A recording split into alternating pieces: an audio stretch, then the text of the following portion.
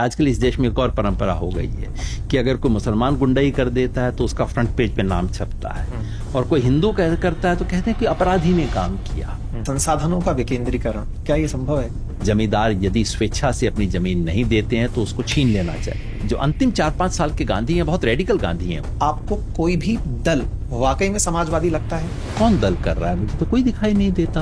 अब इस देश के अंदर अडानी अंबानी की बात करने की कोई प्रॉब्लम नहीं है भैया। अब समाजवाद पहले हुआ करता था। अब देखिए ट्रंप के साथ क्या हमारी हालत है, काहे कि सॉवरेन हम अपने आप को डिक्लेयर कर रहे हैं। सर, जब हम पूंजीवाद की बात करते हैं, अक्सर एक डिबेट छिड़ती है अपोजिशन की तरफ से, अंबानी अडानी को टारगेट करता है। तो मुंबई का एयरपोर्ट कैसे गया? अडानी जी ने उनको ऑफर दिया कि आपका ये एयरपोर्ट मेरे को बेच दो। उन्होंने कहा भाई मैंने अभी तो बोली लेके लिया है, मैं कैसे बेच दूं? और उसने 1 महीने में हाथ जोड़ लिए, कहिए भैया जितने में खरीदना है बता दो। फंडिंग पार्टीज का बहुत बड़ा मुद्दा बनकर आया था कि पार्टीज को जो फंड दिए जा रहे थे। मोदी जी के ज्यादातर फॉर्मूले बिल्कुल स्टैंडर्ड है। वो फॉर्मूला ट्रंप वही इस्तेमाल करता है। 21वीं सदी का डिक्टेटरशिप कहता है जनता जनार्दन महान है, और उससे अगले दिन जब आप कांग्रेस के लिए इतना बड़ा काम कर रहे हैं तो आप कांग्रेस ज्वाइन क्यों नहीं कर लेते? आज जो भारत सरकार की विदेश नीति पिछले 10-11 साल की थी, पाकिस्तान के साथ 3 दिन की लड़ाई होती है, एक बड़ा देश हमारे पक्ष में नहीं बोलता है। मेरा सच कुछ और है, आपका सच कुछ और है। हम दोनों जी इसी सच पर रहे हैं, और मैं मानता हूं कि आज के जमाने में हो रहे मैक्सिमम रिफ्ट की वजह भी यही है। सच होता क्या है कि इस देश का प्रधानमंत्री कहता है कि आंदोलनकारी हो, वो आंदोलन जीवी हो। अब मैं समझता हूँ बेचारे की परेशानी, क्योंकि 3 शब्द, पूंजीवाद, साम्यवाद और समाजवाद, 20वीं शताब्दी में वो सबस्ट्रीम इतनी बड़ी बन गई कि लोगों को लगा कि वही सोशलिस्ट है। सत्ता पक्ष के 3 नेता जिनका काम आपको पसंद हो।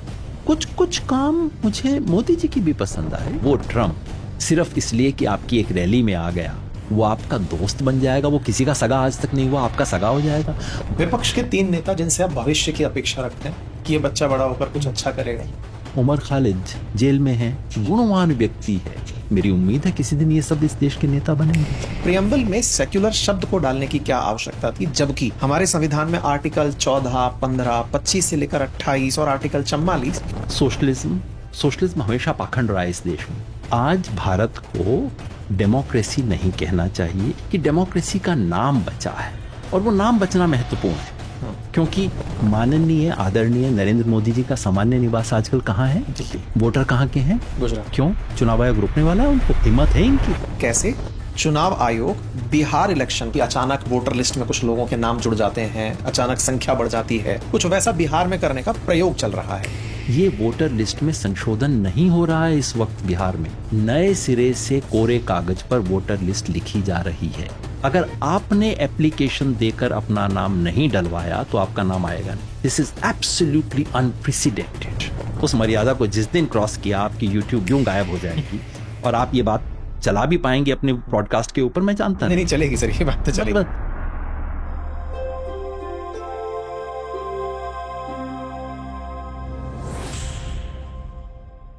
नमस्कार साथियों, स्वागत है आप सभी का अंकित इंस्पायर्स इंडिया पर। मैं हूं अंकित अवस्थी।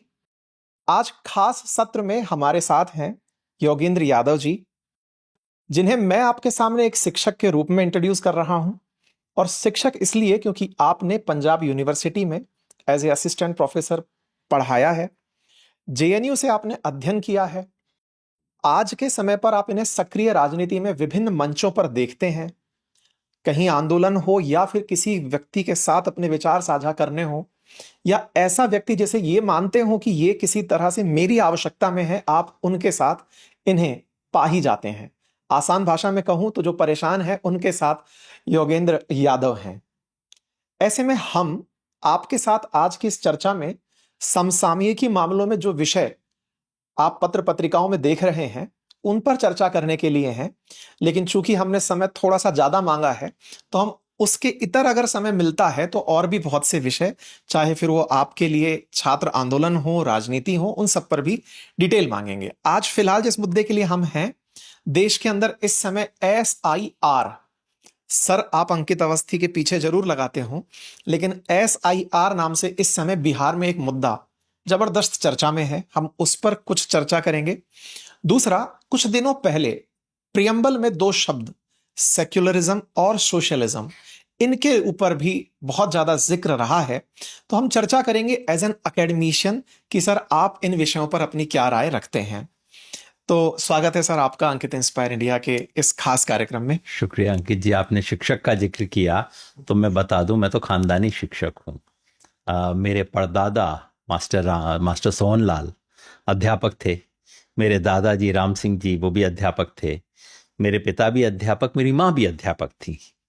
तो एकदम और कुछ सेम सा फील हो रहा है सर। और मैं कई मायनों में मुझे सचमुच लगता है सार्वजनिक जीवन में और कुछ करूं ना करूं, कई मायनों में मैं अभी भी अपने आप को शिक्षक की भूमिका में ही पाता हूं कि बात को समझा देना, सही बात को सच रख देना, निष्पक्षता से रखना। निष्पक्षता तटस्थता नहीं होती, वो दो अलग चीजें हैं। मगर निष्पक्षता से सही सच को बोलना ये समाज का काम है। तो मैं कोशिश करता हूं कि अभी भी, मैं कई बार मजाक में भी कहता हूं कि देखो एसेंशियली तो मैं टीचर ही हूं। तो वो है। बहुत अच्छा लग रहा है सर ये बात सुन करके, क्योंकि आज के समय पे जो बहुत ज़्यादा चैलेंज है मेरे जैसे क्रिएटर्स के लिए भी, जो पहले एकेडमिशियन हैं उसके बाद में कंटेंट क्रिएटर हैं, हम जब भी किसी विषय वस्तु पर अपनी राय रख रहे होते हैं तो सिविल सर्विसेज की प्रिपरेशन में हमें ये पढ़ाया गया था, नोलन कमेटी की रिकमेंडेशंस हमें पढ़ाई गई थी एथिक्स के अंदर, और हमें ये बताया गया था कि एक प्रशासक के भूमिका में जब आप होते हैं तो आपको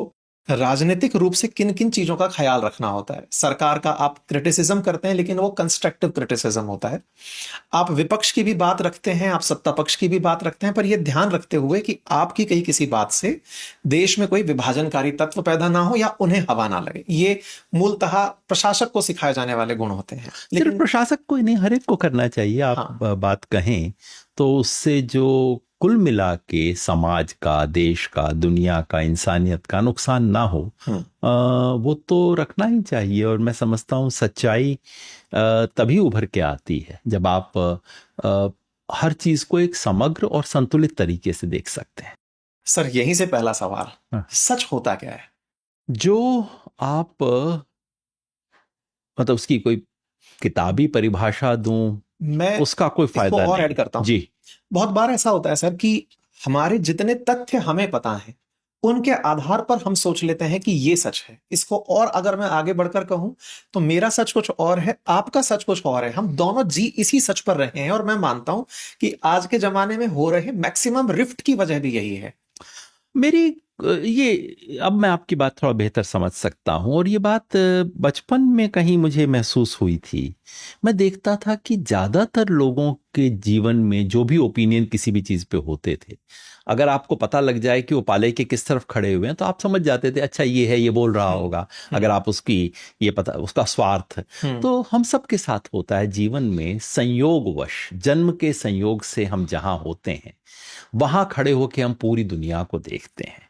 और मुझे एक बच्चे के तौर पे लगा था, बाद में पिताजी का स्वभाव भी कुछ वैसा था तो उनसे सीखा। और वो ये कि एक इंसान के रूप में हमारा पहला दायित्व जो है वो ये कि जन्म के संयोग ने मुझे जहां खड़ा कर दिया है उससे बाहर आके मैं देखूं सामने वाले जिससे बात हो रही है, एक बार देखूं कि अच्छा उसकी जगह होता तो मुझे दुनिया कैसी दिखाई देती है ना। कोई एप्लीकेशन देके तो हम पैदा नहीं हुए कि भाई मेरे को भारत में ही पैदा करो। लोग आजकल ऐसी बात करते हैं जैसे एप्लीकेशन देके पैदा हुए। कोई मैंने एप्लीकेशन नहीं दी कि यादव के घर में पैदा करो, हरियाणा में पैदा करो। तो मैं अब इसका झंडा उठा के चलूं कि मेरा गांव सबसे महान, यादव दुनिया के सबसे बेहतर लोग, हरियाणा सबसे अच्छा और मेरा भारत दुनिया का गुरु, इन सब का क्या मतलब है भाई? दुनिया को अगर हम इससे बाहर न देख सकें तो फिर इंसान और जानवर में फर्क ही क्या बचा? जानवर भी जहां खड़ा है वहीं से देख रहा है। इंसान को एक क्षमता है, पैदा तो मैं मर्द हुआ हूं, बदल नहीं सकता, लेकिन एक औरत का दर्द मैं समझ क्यों नहीं सकता? नॉवल है, पोइट्री है, किसी औरत से बात कर सकता हूं भाई।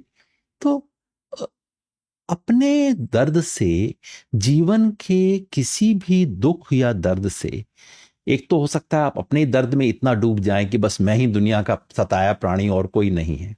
दूसरा, अपने दर्द से आप एक दृष्टि लें जिससे आप दूसरे का दर्द समझ सकें। आपको किसी ने कक्षा 6 में आपके साथ दुर्व्यवहार किया हो और उसके जरिए आप समझ सकें कि अच्छा साउथ अफ्रीका में ब्लैक्स के साथ क्या हुआ करता था। आप उससे समझ सकें, जब मैं स्कूल में जा रहा था, मेरी दीदी साइकिल पे ले जाती थी, मैं साइकिल के पीछे बैठ के, मैं छोटा था उनसे एक बार, और दीदी तब 13-14 साल की रही होंगी, तो मैंने सड़कों पे लड़कों को सीटी बजाते देखा, और वो सीटी मेरे कान में आज तक गूंजती है। कोई भी औरत बोलती है जब, तो मेरे को वो सीटी ध्यान आती है कि दीदी को कैसा लगता था।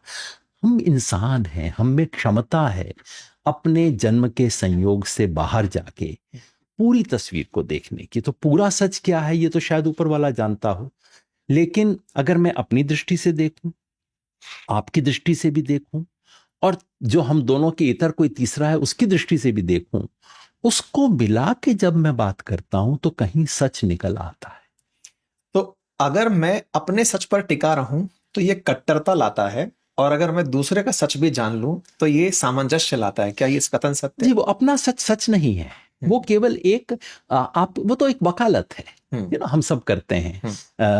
मैं संयोग से इस तरफ खड़ा हूं, संयोग से आपकी शर्ट काली है, मेरा हरा है, और मैं कहूं हरा रंग महान, काले वाले गद्दार इत्यादि कहूं, मूर्खता का लक्षण होगा। मैं कहूं ये मेरा सच है, हरा होना, ये तो मूर्खता की बात होगी, ये सच नहीं है, ये मेरा भ्रम है। ये दृष्टि भ्रम से ज्यादा नहीं है, सच वच तो बहुत बड़े नाम है उसके लिए। क्योंकि इस तर्क को मैं कंटिन्यू में इसी तरह से बढ़ा सकता हूं सर, क्योंकि आज देश में जहां जहां सांप्रदायिक हिंसा के बारे में हम जिक्र करते हैं, वो मेरा सच और आपका सच बस इसी की जिद है।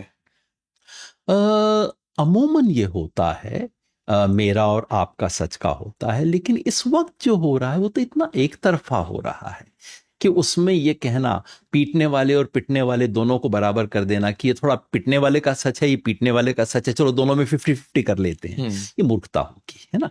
आपको यही सच की दृष्टि यही है। सच की दृष्टि कभी कभी आपको ये भी बता सकती है कि सारे लोग झूठ बोल रहे हैं, मैं जहां जो बात कह रहा हूं वो सच है, हो सकता है। सच की दृष्टि ये भी बता सकती है कि बचपन से मुझे जो बताया गया था वो झूठ था, एक्चुअली अब मेरी आंख खुली है, अब मुझे किसी दूसरे का सच पता लगा है। तो ये जो 50-50 वाला है ये बिल्कुल सच नहीं होता। आजकल बड़ा विचित्र दुनिया हो गई है, ट्रंप पूरी दुनिया पे गुंडागर्दी कर रहे हैं, तो भाई अच्छा थोड़ी बात तो उनकी भी सही होगी, थोड़ा इसका भी नहीं। सच की दृष्टि आपको कह सकती है कि ये जो 10 लोकेशन है जहां से आप देख सकते हो, उनमें से सब गलत हैं या उनमें से एक सच है।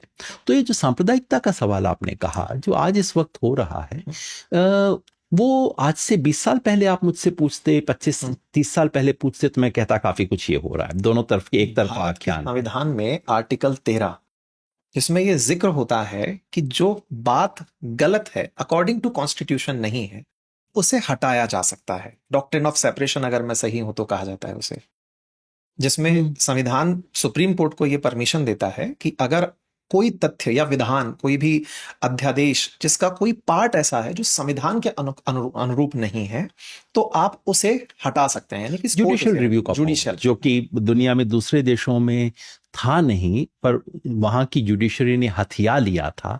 भारत के संविधान ने पहले दिन से जुडिशरी को ताकत दी कि अगर कोई कानून ऐसा है, संविधान पे ताकत नहीं दी थी। मैंने ये पॉइंट इसलिए रेज किया क्योंकि जब आपने अभी कहा कि ट्रंप का सच इतना सच, सारा सच सही नहीं हो सकता, कुछ सच सही हो सकता है, ऐसे में किसी व्यक्ति के अंदर अगर कुछ तो सही हो, उसके अलावा बहुत कुछ गलत हो, के आधार पर पक्ष लिया जा सकता है।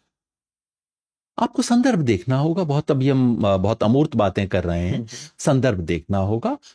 दुनिया के हर इंसान में कोई ना कोई बात सही होती है, लेकिन आपको ये देखना होगा कि उस वक्त उस इंसान का सबसे महत्वपूर्ण काम क्या है। हो सकता है हिटलर अपनी पत्नी तो नहीं थी, उनकी गर्लफ्रेंड थी, हो सकता है उसके प्रति सच्चे रहे हों, लेकिन मैं कहूं देखो आदमी ने कुछ 10-20 लाख लोगों को मार दिया, लेकिन आदमी बड़ा सच्चा था, अपनी बीवी से प्यार करता था, क्योंकि राष्ट्र प्रेमी तो था, लेकिन मार दिया था कुछ लोगों को। राष्ट्र प्रेमी तो इस तरह की बात कहना बहुत बहुत माने ये बहुत ये सब ये उस तरह का संतुलन है जो कि विकृत संतुलन है ना। आपको देखना होगा, भले ही अपनी बीवी के लिए प्यार करता होगा, भले ही अपने 4 नौकरों के लिए अच्छा होगा, लेकिन वो दुष्ट था, उसने मानवता को शर्मसार किया, ये सब बड़ा सच है। और उसको एक छोटी बात को सामने लाके उसको बराबर नहीं कर सकते। ये मिस्टर ट्रंप पे भी लागू होता है जो इस वक्त कर रहे हैं। इसी सच से आगे एक सवाल आता है, विचारधारा। सर जनरली जब चर्चाओं में बैठते हैं तो राइट और लेफ्ट शब्द यूज किया जाता है। बहुत सी ऐसी ऑडियंस है जो सही मायने में ये नहीं आज के परिप्रेक्ष्य में समझ पाती कि राइट वाकई में राइट है या राइट भी लेफ्ट चला गया है, लेफ्ट वाकई में लेफ्ट है या फिर वो अपॉर्चुनिस्ट हो गया है। पहले एज ए शिक्षक आप ये बताएं कि राइट और लेफ्ट होता क्या है, उसके बाद हम वर्तमान परिप्रेक्ष्य पर आएंगे सर। मुझे हमेशा लगता रहा है कि राइट लेफ्ट इन शब्दों का भारतीय संदर्भ में बहुत मतलब नहीं है। यूरोप के शब्द हैं, वहां से आए हैं, उनकी तमाम चीजों का बोझ लेके हम चलते रहते हैं। राइट और लेफ्ट बिल्कुल वही शब्द हैं। यूरोप में कैसे आए थे? यूरोप में शुरू हुआ था फ्रांस से, जहां ये था कि आप स्पीकर के दाएं बाजू पे बैठते हैं या बाएं बाजू पे बैठते हैं। जो एस्टेब्लिशमेंट सत्ता के खिलाफ थे वो लोग संयोग से बाईं तरफ बैठते थे, तो बाएं बाजू के लोग होना, तो ये एंटी एस्टेब्लिशमेंट, एंटी पावर, जो सत्ता के खिलाफ उंगली उठा सके वो लोग लेफ्ट हुआ करते थे। और जो सत्ता के पक्ष में थे, पिछलग्गू कहे जाते थे, वो राइट थे उस जमाने में। बाद में इसका अर्थ बदला। यूरोप में लेफ्ट का मतलब फिर होने लगा जो सत्ता विरोधी थे, जो सत्ता का मतलब बदलने लगा। वहां राजा था पर राजा बदल गया। फिर सत्ता का मतलब होना शुरू हुआ कि जो पूंजीवादी व्यवस्था है उसका विरोध करने वाले। तो ये 19वीं सदी के यूरोप में ये हुआ, जो पूंजीवादी व्यवस्था के खिलाफ थे वो लोग लेफ्टिस्ट होने शुरू हुए। तो वो आर्थिक व्यवस्था के भी खिलाफ थे, वो लोग राजनीतिक व्यवस्था के भी खिलाफ थे। और जो पूंजीवादी व्यवस्था और सत्ता के पक्ष में थे वो लोग राइटिस्ट कहलाने शुरू हुए यूरोप में। तो और ये शब्दावली उठ के हमारे यहाँ पे चली आई।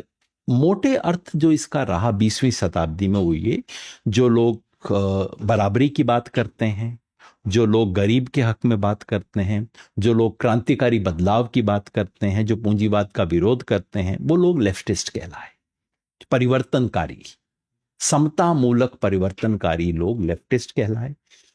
और जो कहते हैं कि जो चल रहा है बहुत ठीक चल रहा है, बदलने की जरूरत नहीं है, जो रूढ़िवादी हैं वो राइटिस्ट कहलाए ना। ये मोटी बात बनी, लेकिन देखिए हमारे देश में उस किस्म का राइट कभी रहा नहीं है। यूरोप में लेफ्ट और राइट थे।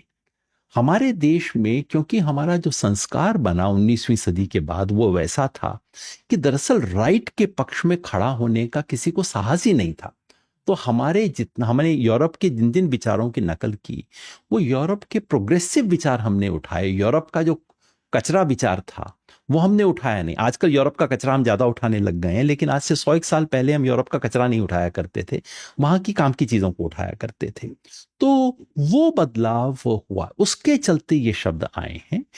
आज की तारीख में लेफ्ट राइट मैं समझती, क्योंकि अब तो तमाम तरह के लेबल चल निकले हैं, मगर मोटे तौर पे आप कहें तो जो लोग चाहते हैं कि इस देश में अंतिम व्यक्ति को सबसे आगे रखा जाए, वो लोग जो बराबरी चाहते हैं, वो लोग जो चाहते हैं कि समाज में जो पूंजीवादी व्यवस्था की विषमताएं हैं वो कम हो, और जो लोग चाहते हैं कि देश में गरीब का राज हो, वो लेफ्टिस्ट कहलाएंगे। 3 शब्द, पूंजीवाद, साम्यवाद और समाजवाद।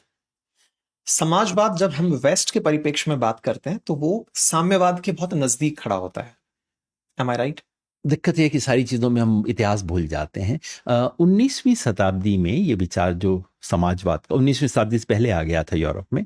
समाजवाद वो मूल शब्द है जिन जिन लोगों ने, जब यूरोप में पूंजीवाद बढ़ रहा था तो कुछ लोग उसके खिलाफ खड़े हुए। उन्होंने कहा कि नहीं, ये जो विषमताएं और ये सब चंद लोग मालामाल हो रहे हैं, इसका विरोध करेंगे।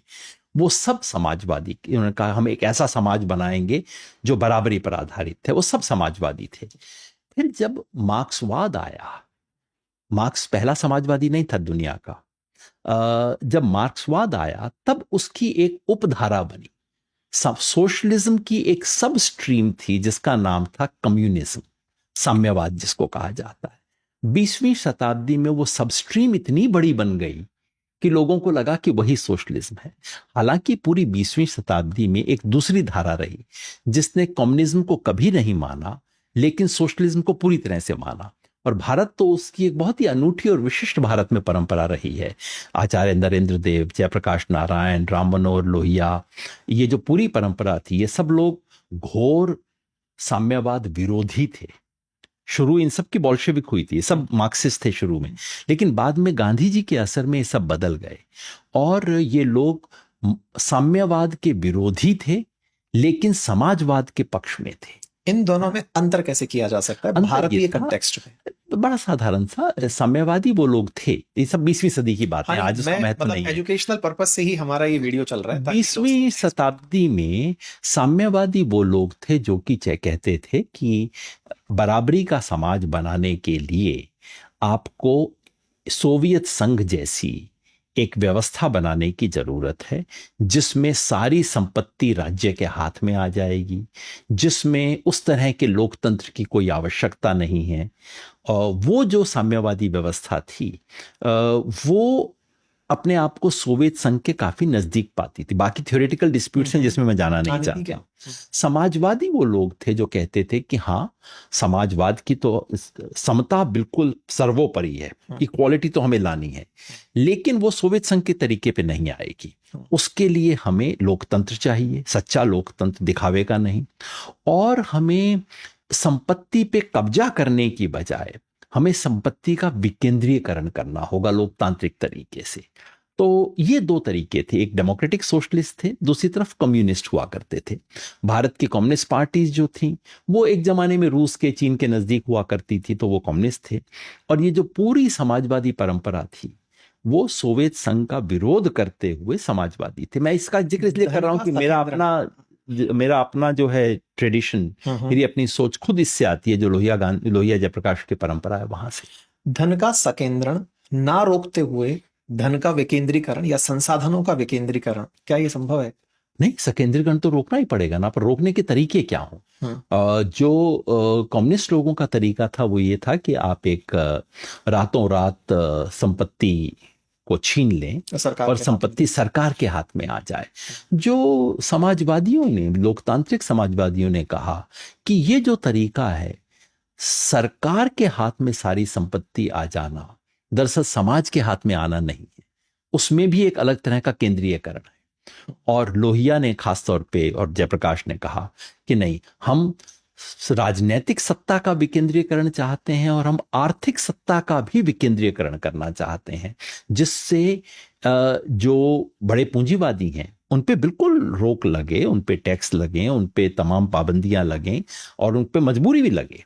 लेकिन जिसके पास 1 एकड़ जमीन है, उसकी एकड़ जमीन आपको लेने की कोई आवश्यकता नहीं है। जो अपने 2.5 एकड़ जमीन पे खेती कर रहा है, क्योंकि सोवियत यूनियन में तो छीन ली गई थी ना सबकी जमीन, वो करने की कोई जरूरत नहीं है। आप एक अलग तरह की विकेंद्रीकृत अर्थव्यवस्था बना सकते हैं, ये कल्पना थी उसके पीछे। ठीक है, मतलब सरकार के पास धन का सकेंद्रीकरण ना होते हुए कुछ और भी ऐसे मद खड़े कर दिए जाएं, कुछ गुट या क्षेत्र खड़े कर दिए जाएं जिनके पास धन का या फिर सत्ता का केंद्र बने। उसका एक साधारण तरीका हुआ करता था जिसको अब कोऑपरेटिव के नाम से बदनाम हो गया है मगर वो बहुत एक इंपॉर्टेंट तरीका था।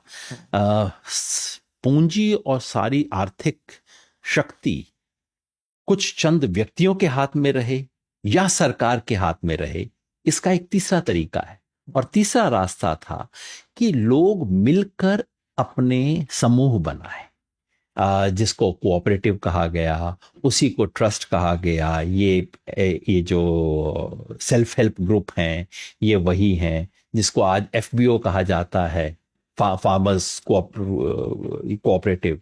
ये सब वही तरीके हैं और मैं समझता हूँ इस पे हमने बहुत कम ध्यान दिया है, क्योंकि 21वीं सदी में अगर हमें वास्तव में ऐसी दुनिया बनानी है जहां इतना शोषण ना हो, तो उसका तरीका सोवियत संघ वाला नहीं होगा। उसका तरीका यही होगा कि हम लोग समाज के हाथ में सत्ता दें, समाज अपने समूह को बना के, चाहे कोऑपरेटिव के माध्यम से हो, चाहे उसको किसी नए तरीके से आप बना लीजिए, मगर वही से जिसमें लोग मिलकर ओन करें, मिलके डिसीजन लें। एक किसान अपनी 1.5 एकड़ की जमीन पे खेती करने की बजाय 10 किसान मिलके चलाएंगे तो क्या बढ़िया काम करेंगे। बहुत बढ़िया। इसी से 2 सवाल जुड़ते जाएंगे और हम यहीं से समाजवाद में एंट्री करते चले जाएंगे। यहां से थोड़ा पीछे चलते हुए मैं महात्मा गांधी जी के ट्रस्टीशिप सिद्धांत का भी यहां जिक्र करना चाहूंगा, जिसमें वो कहते हैं कि मैं उद्योग धंधों का विरोधी नहीं हूं।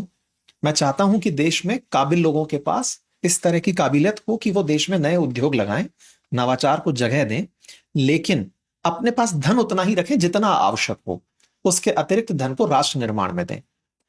ये धारा जो ट्रस्टीशिप की धारा के नाम से जानी गई, और दूसरी धारा जिसे हम अभी कॉपरेटिव्स के माध्यम से या फिर सोशलिज्म के माध्यम से समझाने का प्रयास कर रहे हैं, इनमें कोई अंतर है? अंतर है, क्योंकि गांधी जी को लगता था, गांधी जी ने जिस स्वरूप में उसे व्यक्त किया वो ये था कि पूंजीपति तो रहें, लेकिन पूंजीपति स्वेच्छा से अपनी पूंजी का इस्तेमाल अपने लिए करने के बजाय समाज के लिए करें, है ना। ये उसके पीछे भाव थी। भाव ये था कि जो संपत्ति आपके पास है वो आपकी नहीं है ना, इसके पीछे भाव ये था। लेकिन उसका जो स्वरूप था वो ये कि आप खुद ही फैसला करके स्वेच्छा से कर दें। जो समाजवाद का विचार है वो उसको एक कदम आगे लेके जाता है, क्योंकि इसमें एक भोलापन है। और याद रखिए, गांधी जी ने स्वयं 1945 के बाद कहना शुरू किया कि जमींदार यदि स्वेच्छा से अपनी जमीन नहीं देते हैं तो उसको छीन लेना चाहिए। जो अंतिम 4-5 साल के गांधी हैं, बहुत रेडिकल गांधी हैं वो, है ना। तो गांधी ने सब खुद कहना शुरू किया था। गोदान आंदोलन जो विनोबा भावे, गांधी जी तमाम चीजें, देखिए गांधी जी काफी चीजें ये सोच के कहते थे कि इस वक्त मुझे अंग्रेजों से लड़ाई करनी है, इस वक्त मैं सारे मोर्चे नहीं छोड़ना चाहता। लेकिन 1940-42 के बाद जब उन्हें स्पष्ट था कि अब ये मोर्चा फतह हो गया है, उसके बाद उन्होंने बाकी मोर्चे खोलने शुरू किए।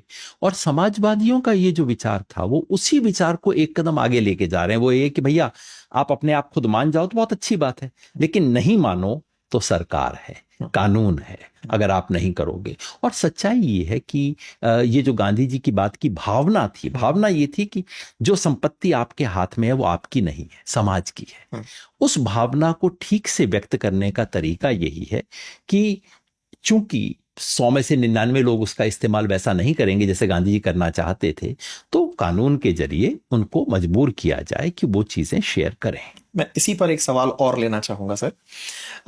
महात्मा गांधी जी का चूंकि जिक्र हुआ और आपने अभी थोड़ी देर में एक और पल इसमें ऐड किया कि अभी ये समय इस चीज का नहीं है, अभी मेरे सामने बड़े मुद्दे हैं। हमें जो इतिहास पढ़ाया जाता है और जो आज की राजनीति है उसमें इस शब्द के लिए एक वर्ड यूज किया जाता है, अक्सर वो राजनीति में बहुत प्रचलित शब्द है, वो है तुष्टीकरण, अंग्रेजी है अपीजमेंट। कहा जाता है कि महात्मा गांधी जी ने खिलाफत आंदोलन में उस समय की मांगों को इसलिए मान लिया था कि देश के लिए आवश्यक था अंग्रेजों के खिलाफ एकजुट होना। क्या आप इस बात से सहमत हैं? तुष्टीकरण इसका नाम कैसे होगा? आप लड़ना चाहते हैं, आप अंग्रेजों के खिलाफ लड़ना चाहते हैं और आप चाहते हैं कि मैं व्यापक से व्यापक एकता बनाऊं। और वो व्यापक एकता बनाने के लिए आपको अगर लगता है कि इस वक्त राष्ट्रीय आंदोलन में मुस्लिम समाज उतना नहीं आ पाया है, तो आप क्या करेंगे? आप बिल्कुल कोशिश करेंगे कि आप किसी तरह से उसे जोड़ो। मैं किसान आंदोलन करता हूं। सेपरेट इलेक्टोरेट को उस समय पर महात्मा गांधी जी ने परमिशन दे दी। पार्लियामेंटों में जो गांधी जी ने परमिशन नहीं दी थी। 1906 में आ चुका था सेपरेट इलेक्टोरेट। इसका कांग्रेस शुरुआत में विरोध कर रही थी। जब कांग्रेस विरोध कर रही थी, इसी मत पर कांग्रेस और इनके बीच में मत भिन्नता थी कि नहीं, हम मुस्लिम लीग के साथ जाकर खड़े नहीं होंगे, क्योंकि वो सेपरेट इलेक्टोरेट मुसलमान को चुनेगा ये चाहते हैं। कांग्रेस ये नहीं चाहती थी, सब देश के लोग एक हैं, यही मानकर आगे बढ़ा जाए। शुरुआत में भिन्नता रही। 1916 के बाद का जब समय खलीफत आंदोलन की तरफ चलने लगा, खलीफा के विरोध में फर्स्ट वर्ल्ड वॉर के अंदर ब्रिटिशर्स जब तुर्की ऑटोमन पर हावी होने लगे, तब यह माना गया कि चलो हम आपका सेपरेट इलेक्टोरेट स्वीकार लेते हैं, चलो अब एक होते हैं और अंग्रेजों के खिलाफ लड़ते हैं। तो गांधी जी ने जो तुर्की के खलीफा को रखना चाहिए और उसको क्यों उखाड़ रहे हैं, उसको एक मुद्दा बनाया। और उसकी एक सिंपल वजह थी, भाई आप गांधी जी को भूल जाइए, 1919 को भूल जाइए, मैं किसान आंदोलन करता हूं। मेरी क्या चिंता होती है कि अभी इसमें बड़े किसान तो आ गए, छोटा किसान अभी नहीं आया है, तो उनकी क्या क्या मांग शामिल होनी चाहिए, मैं कोशिश करूंगा कि नहीं। ये किसान आंदोलन की पक्ष की बात है या नहीं है? अगर मैं राष्ट्रीय आंदोलन चला रहा हूं अंग्रेजों के खिलाफ, तो मेरी कोशिश होनी चाहिए कि नहीं कि मैं मुसलमान को भी जोड़ूं, दलित को भी जोड़ूं। अनटचेबिलिटी का सवाल गांधी क्यों उठा रहे हैं? सबसे पहले वो उठा रहे हैं, डॉक्टर अंबेडकर के उठाने से पहले उठा रहे हैं, क्योंकि गांधी को लगता था कि ये समाज का वर्ग जो है, जब तक इसको हम साथ नहीं लेंगे तो हम कैसे राष्ट्रवाद खड़ा कर सकते हैं। तो ये इस विषय एक सच्चा से समय लेकर आऊंगा, एक सच्चा राष्ट्रवाद खड़ा करने के लिए Gandhi ji out of the way जाके हिंदू मुस्लिम एकता के तमाम प्रयास कर रहे हैं।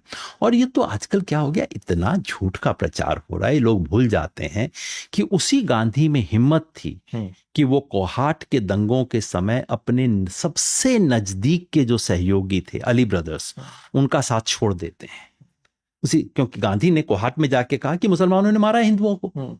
अली ब्रदर्स ने कहा नहीं नहीं आप ऐसी बातें मत कीजिए। गांधी ने कहा नहीं मैं तो पूरा सच बोलूंगा। पूरा सच बोलने का मादा जिसमें होता है उसके बारे में लोग बात तमाम तरह की चीजें कहते हैं। अधूरा सच उठाकर या फिर बीच के तथ्य उठाकर अपनी तरीके से प्रस्तुतिकरण करके इतिहास को तोड़ने मरोड़ने का रिवाज इन दिनों काफी है, आजकल काफी चल निकला है। और मतलब गांधी जी के विषय पर, गांधी जी के बारे में तो दुष्प्रचार आजकल इतना चल गया, अगर इन लोगों को जो करते हैं इनको अगर कहीं गांधी जी के पांव की धूल भी मिल जाती तो पता नहीं कैसे इंसान। मैं एक तथ्य अक्सर अपनी क्लासेस में बोलता हूँ, गांधी जी ने अपने जीवन में एकादश व्रत का पालन किया था, सत्य अहिंसा अस्तेय अपरिग्रह ब्रह्मचर्य। इन एकादश व्रत में यदि कोई व्यक्ति 11 दिन भी एक व्रत का भी पालन कर ले, चाहे वो सत्य का कर ले चाहे वो अहिंसा का कर ले, तो भी वो ये समझ पाएगा कि महात्मा गांधी क्या थे। खैर वर्तमान में महात्मा गांधी, हमारा तो सौभाग्य है कि हम देखिए, बाकी तो सब कहने की बातें, मेरा भारत महान इत्यादि, ये तो दुनिया में मेरा तंजानिया महान, मेरा पाकिस्तान महान, मेरा नेपाल महान, हर कोई कर सकता है। लेकिन अगर कोई हिंदुस्तान को महान होने की दो वजह है, केवल दो ये हैं, हम उस देश में हैं जहां बुद्ध पैदा हुए, हम उस देश में हैं जहां गांधी पैदा हुए। ले दे कि यही दो चीजें हिंदुस्तान के पास, और उसको छोटा करना, उस गांधी को जो कि आपको दुनिया में सबसे बड़ा बनाता है, उस गांधी को छोटा करना, इस देश को छोटा करना है। तो ये एक अपने आप में गांधी जी के ऊपर अपन कभी आप समय देंगे तो सत्र करेंगे सर। इसी से आगे बढ़ते हुए आज के समाजवाद पर हम एंट्री करते हैं। क्या आज के टाइम पर आपको कोई भी दल वाकई में समाजवादी लगता है? नहीं, क्योंकि वाकई समाजवादी दल वो होगा जो कि समता को, बराबरी को अपना सबसे बड़ा लक्ष्य माने। अंततः समाजवाद क्या है? समाजवाद है कि अंतिम व्यक्ति के दुख का निवारण मेरी पहली प्राथमिकता होनी चाहिए। समाजवाद का मूल मंत्र यही है ना। तो समता मूलक, बराबरी बनाने वाला समाज कौन दल कर रहा है? मुझे तो कोई दिखाई नहीं देता। शब्द बोलते हैं कुछ लोग खुल के पूंजीपतियों की दलाली करते हैं, कुछ लोग थोड़ा बंद कमरों में करते हैं, कुछ लोग विरोध करते हैं, लेकिन समाजवादी शब्द अपने पार्टी के साथ या अपने साथ लगाने से कोई समाजवादी नहीं बन जाता। बहुत ठीक, इसी में आगे बढ़ते हैं सर। हाल ही के समय में आरएसएस की तरफ से एक शब्द निकल के आया था। शब्द क्या, एक स्टेटमेंट था कि चर्चा होनी चाहिए कि समाजवाद और धर्मनिरपेक्षता। धर्मनिरपेक्षता शब्द की जगह मैं सेक्युलर वर्ड यूज करूंगा क्योंकि इसके फिर मायने बदलते हैं। सोशलिस्ट और सेक्युलर, ये जो दो वर्ड प्रियम्बल में हैं, ये उस समय जोड़े गए जिस समय देश में इमरजेंसी थी। मैं आपसे ये समझना चाहूंगा सर कि जब देश में ऑलरेडी, क्योंकि ये बहुत बार जब क्वेश्चन के आंसर भी बच्चे लिख रहे होते हैं या फिर डिबेट भी कहीं कर रहे होते हैं, तो ये बात बोली जाती है कि हमारे संविधान में ऑलरेडी आर्टिकल 38 है जो धर्म के सकेंद्रीकरण को रोकने की बात करता है। तो ऐसे में जब डीपीएसपी में ये चीज यानी कि डायरेक्टिव प्रिंसिपल्स में ये दिया हुआ है, तो समाजवाद को उठाकर फ्रंट में लिखने की क्या आवश्यकता थी, नंबर 1। और प्रियम्बल में सेक्युलरिज्म शब्द को या सेक्युलर शब्द को डालने की क्या आवश्यकता थी, जबकि हमारे संविधान में आर्टिकल 14, 15, 25 से लेकर 28 और आर्टिकल 44 ये स्थापित करते हैं कि देश हमारा सेक्युलर है। तो इन दो शब्दों को लाने की एक एज एन एकेडमिशियन आपको क्या जरूरत लगती है, कि क्या जरूरत रही होगी उस समय? एक चीजों को करें। पहले समाजवाद जी। सच ये है कि भारत का संविधान पहले दिन से समाजवादी संविधान है। ठीक। जिस संविधान में समता के मूल्य को स्थापित किया, जिस संविधान ने कहा छुआछूत को बंद किया जाए, जिस संविधान ने सामाजिक न्याय की व्यवस्था की, जिस संविधान ने सत्ता के केंद्रीयकरण को रोकने की बात की, वो संविधान, और जो अवसरों की बराबरी, ये देखिए वो सेकुलरिज्म सोशलिज्म शब्द नहीं था तब, कौन कौन से शब्द थे? समता, अवसरों की बराबरी, सामाजिक आर्थिक तमाम चीजें थी। तो वो तो अपने आप समाजवादी हो ही गया, है ना। समाजवाद शब्द की क्या आवश्यकता थी? मेरे को कोई विशेष आवश्यकता तब नहीं लगती थी। इमरजेंसी के दौरान किया गया था और उस बदनाम 42वें संशोधन के तहत किया गया था, जो कि भारत के संविधान को तोड़ मरोड़ने की दृष्टि से किया गया था। लेकिन दुनिया में हर खराब चीज करते वक्त आपको उसके पीछे उस पे एक अच्छी पन्नी चढ़ानी पड़ती है, सुंदर सी पैकेजिंग करनी पड़ती है।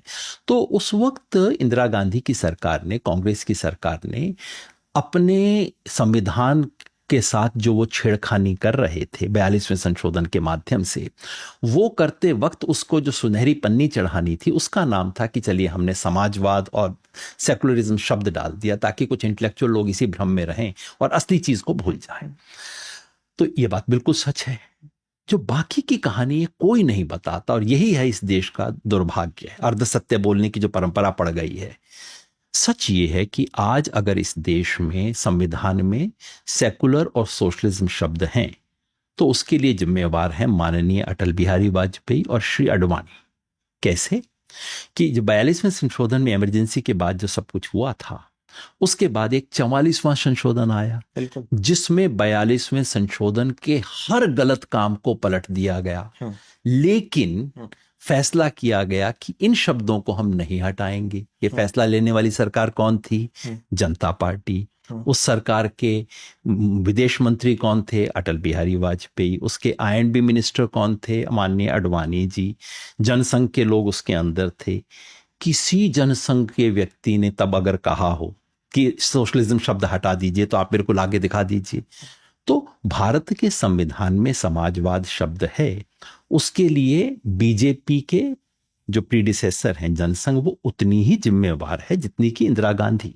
पहली बात तो ये। दूसरा, ये लोग भूल जाते हैं इतना इतिहास की, मतलब वो दृष्टि हमारी विकृत हो गई है। सन 1980 में भारतीय जनता पार्टी बनी।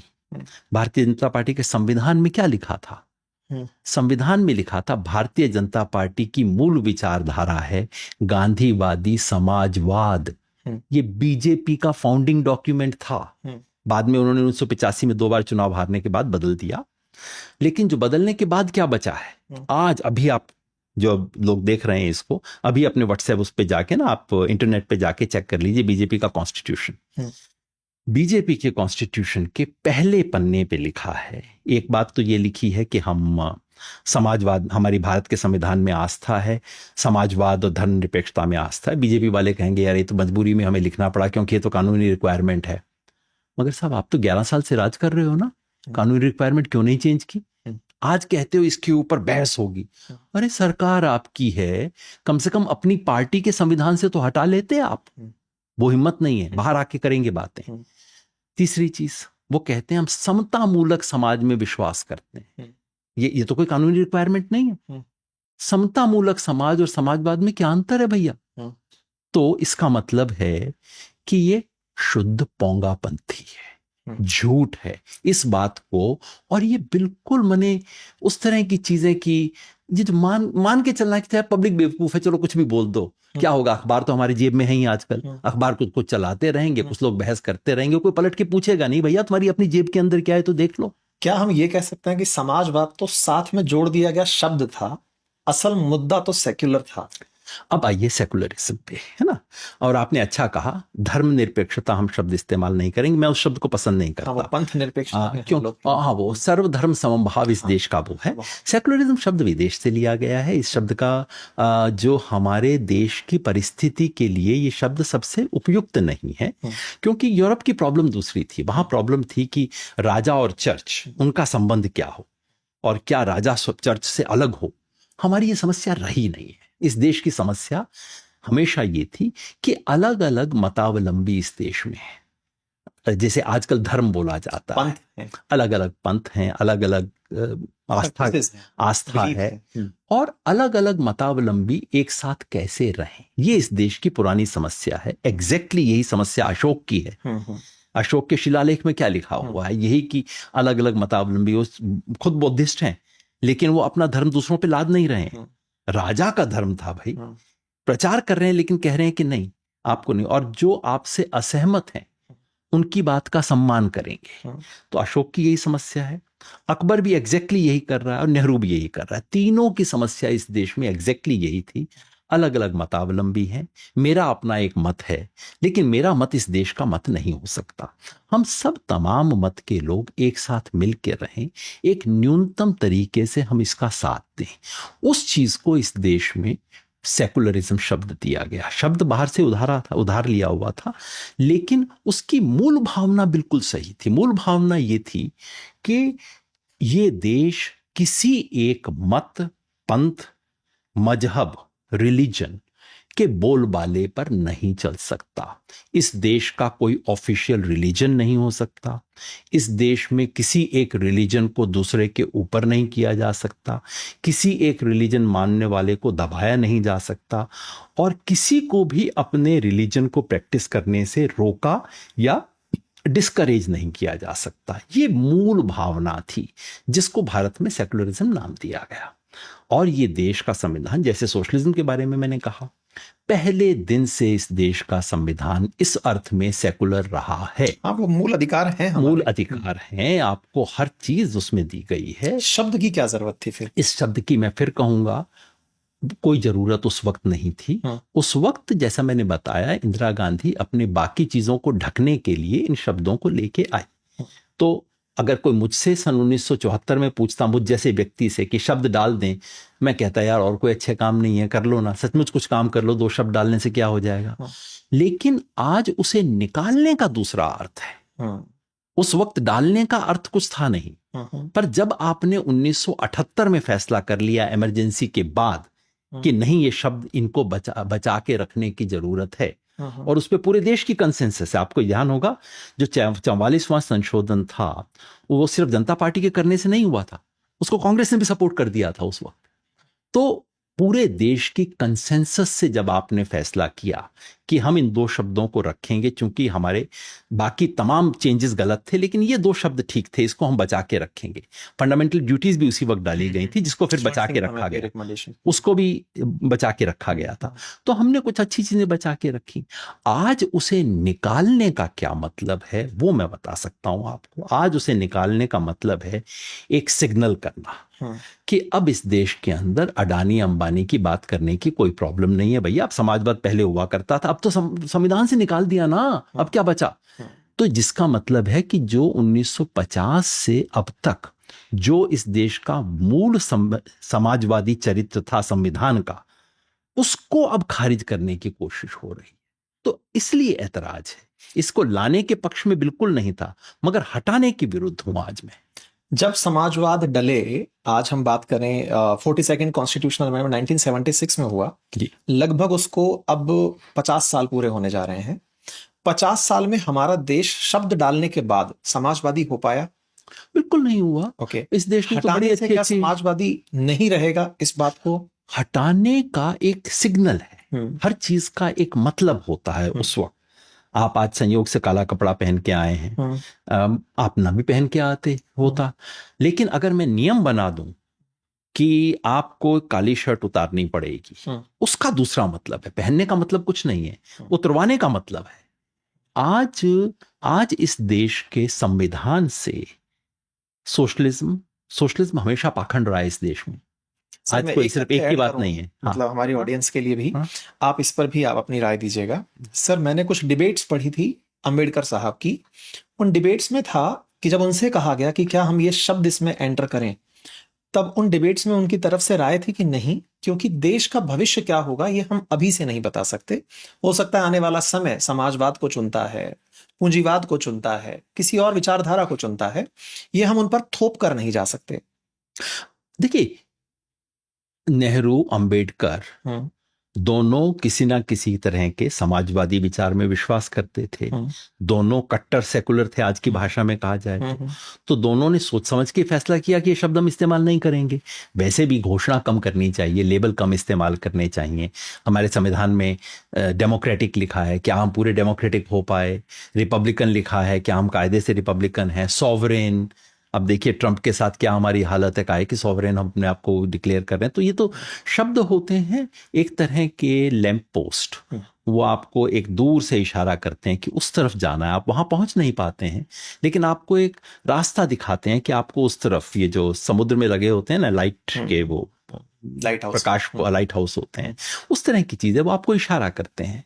तो फिर मैं यही कहूंगा कि अगर मुझसे कोई कहता इन शब्दों को डालना जरूरी था, मैं कहता कतई नहीं। अगर मुझसे कोई आज पूछे कि आज निकाल दें तो कोई हर्ज नहीं है, मैं कहूँ आज बहुत हर्ज है। समाजवाद में तो खैर कोई लंबा चौड़ा फर्क इसलिए नहीं पड़ेगा कि ये तो वैसे भी काफी पाखंडी रहा है। और निकालने का केवल एक मतलब इस देश में होगा कि नीचे तक सिग्नल जाएगा कि भैया अब खुल के पूंजी, वैसे भी ये देश पूंजीवादी रहा है, अब एक तरह का नग्न पूंजीवाद करने का इशारा जाएगा। सेकुलरिज्म शब्द हटाने का इशारा और भी बुरा होगा आज की तारीख में।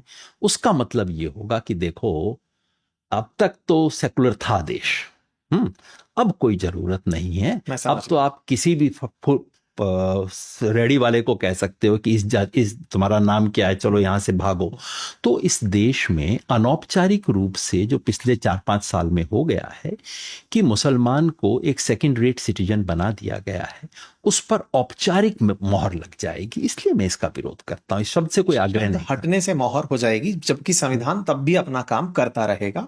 जो संविधान में लिखी हुई चीजें हैं, अगर संविधान की प्रस्तावना में से कुछ शब्द हटते हैं तो फिर ये कोर्ट्स को भी इशारा होता है।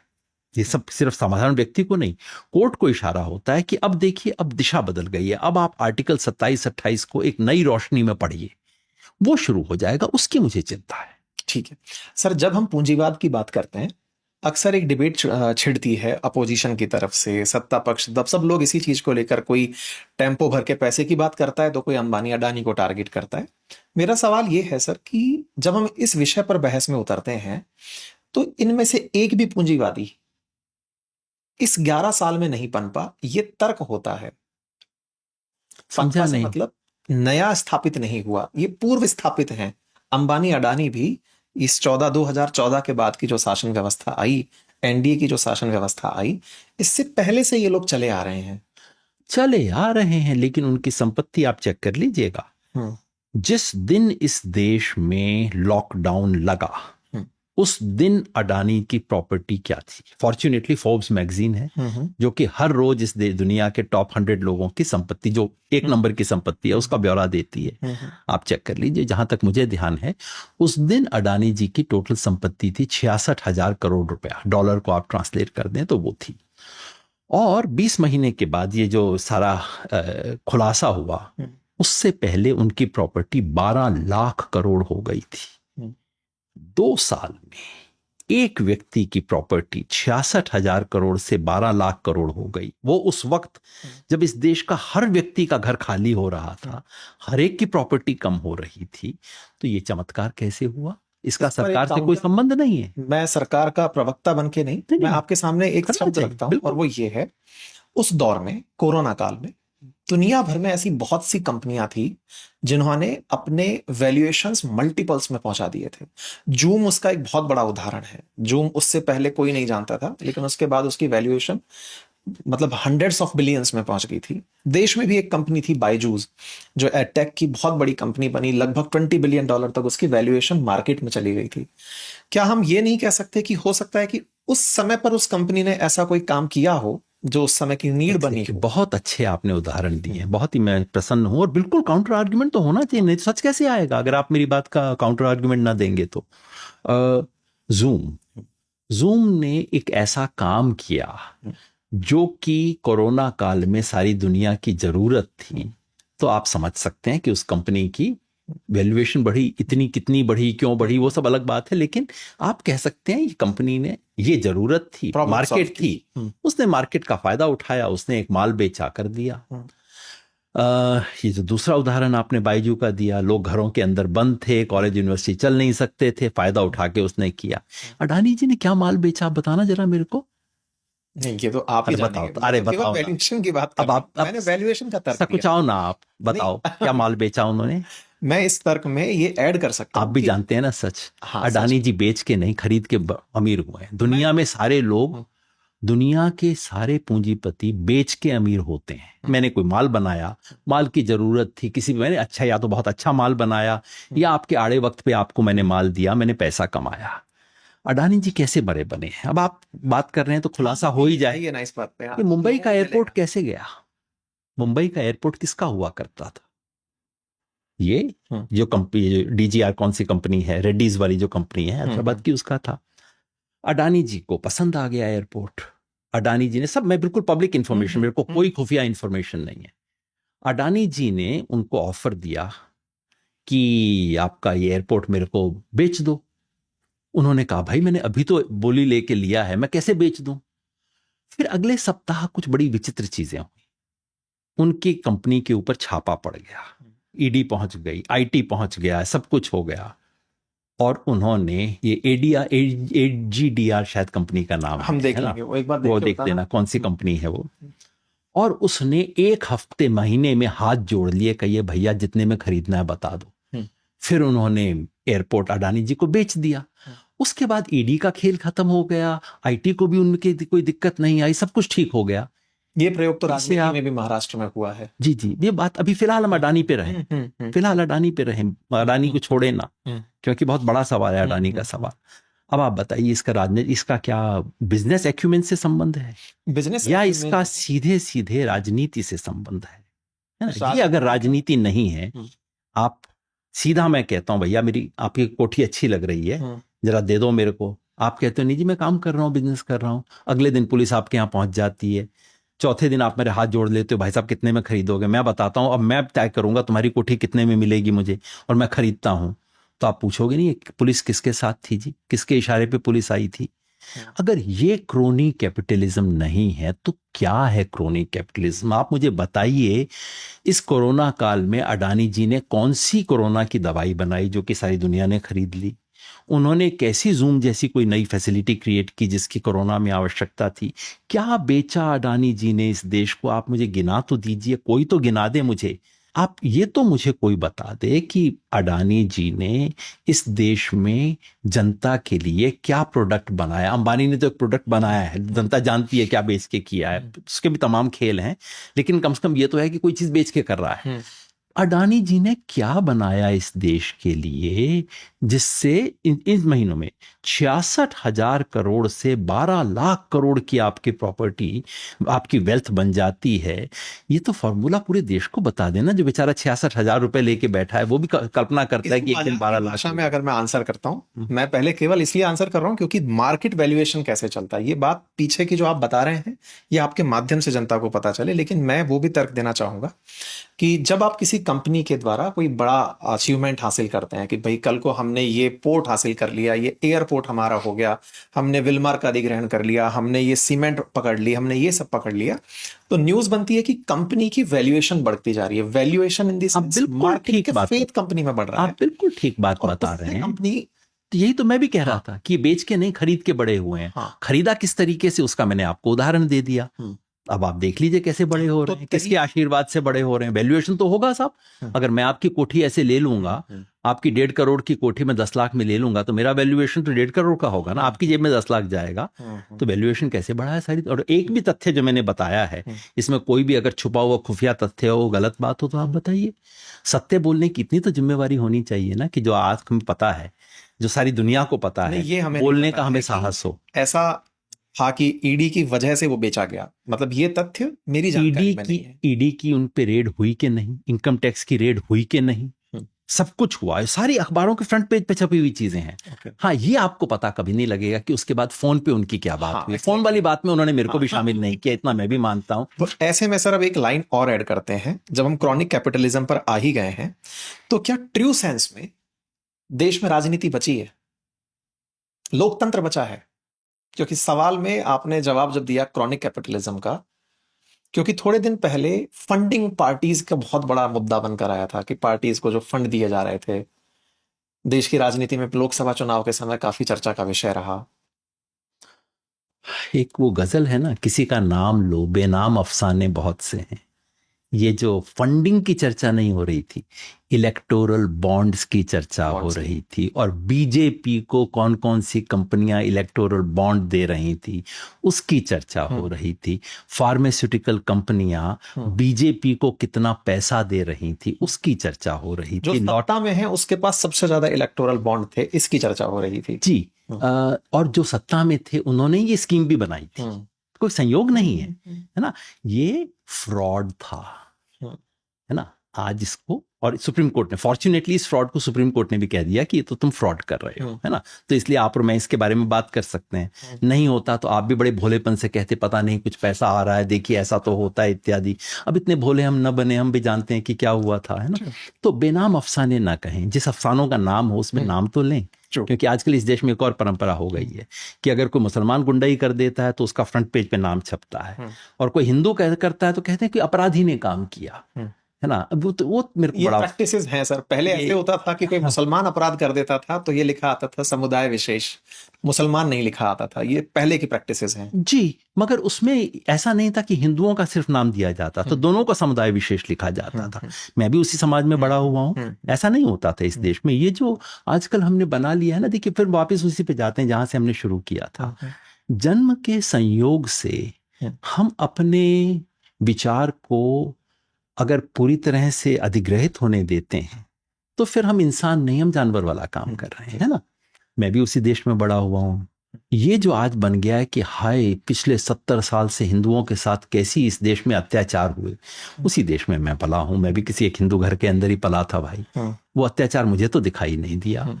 ये जो आजकल अचानक की जो मानसिकता बना ली गई है, ये मानसिकता इस देश को डुबा देगी, हिंदू समाज को करप्ट कर देगी, और इस मानसिकता से जितना हम जल्दी बाहर निकलें वो देश के लिए श्रेयस्कर है। पूरा देश ये मान के चले कि हमारे को पता नहीं हमारे साथ क्या अत्याचार हो रहा था, और ये करते हुए खुद अत्याचार करे दूसरों पे, जो इजराइल काम कर रहा है। ज्यूज के साथ कितना बुरा हुआ जर्मनी में, और आज क्या कर रहे हैं, जो उनके साथ हुआ था वो किसी दूसरे के ऊपर कर रहे हैं, है ना। क्या हम भी यही करना चाहते हैं, है ना। मुगलों के समय मेरे साथ क्या हुआ था कि नहीं भगवान जाने, पर आज जो तुम कर रहे हो वो तो मुझे पता है क्या कर रहे हो। इस मन स्थिति से हम बाहर निकलें तो अच्छा होगा, श्रेयस्कर होगा, एक बेहतर। क्रॉनिक कैपिटलिज्म पर आइए। हाँ, आपका सवाल था कि क्या राजनीति बची है, लोकतंत्र बचा है। मैं तो स्पष्ट कहता हूं कि आज भारत को डेमोक्रेसी नहीं कहना चाहिए। एक टेक्निकल वर्ड पॉलिटिकल साइंस का है, कॉम्पिटिटिव अथॉरिटेरियनिज्म। जिस देश में अधिनायकवादी राज है, लेकिन जहां पॉलिटिकल कंपटीशन अभी जीरो नहीं हुआ है, वहां रूलिंग पार्टी को हराना कठिन है। लोकप्रियता की वजह से नहीं, व्यवस्था की वजह से। सारा सिस्टम ऐसा बन गया है कि रूलिंग पार्टी मोटे तौर पे जीता करेगी, लेकिन असंभव नहीं है उनको हराना।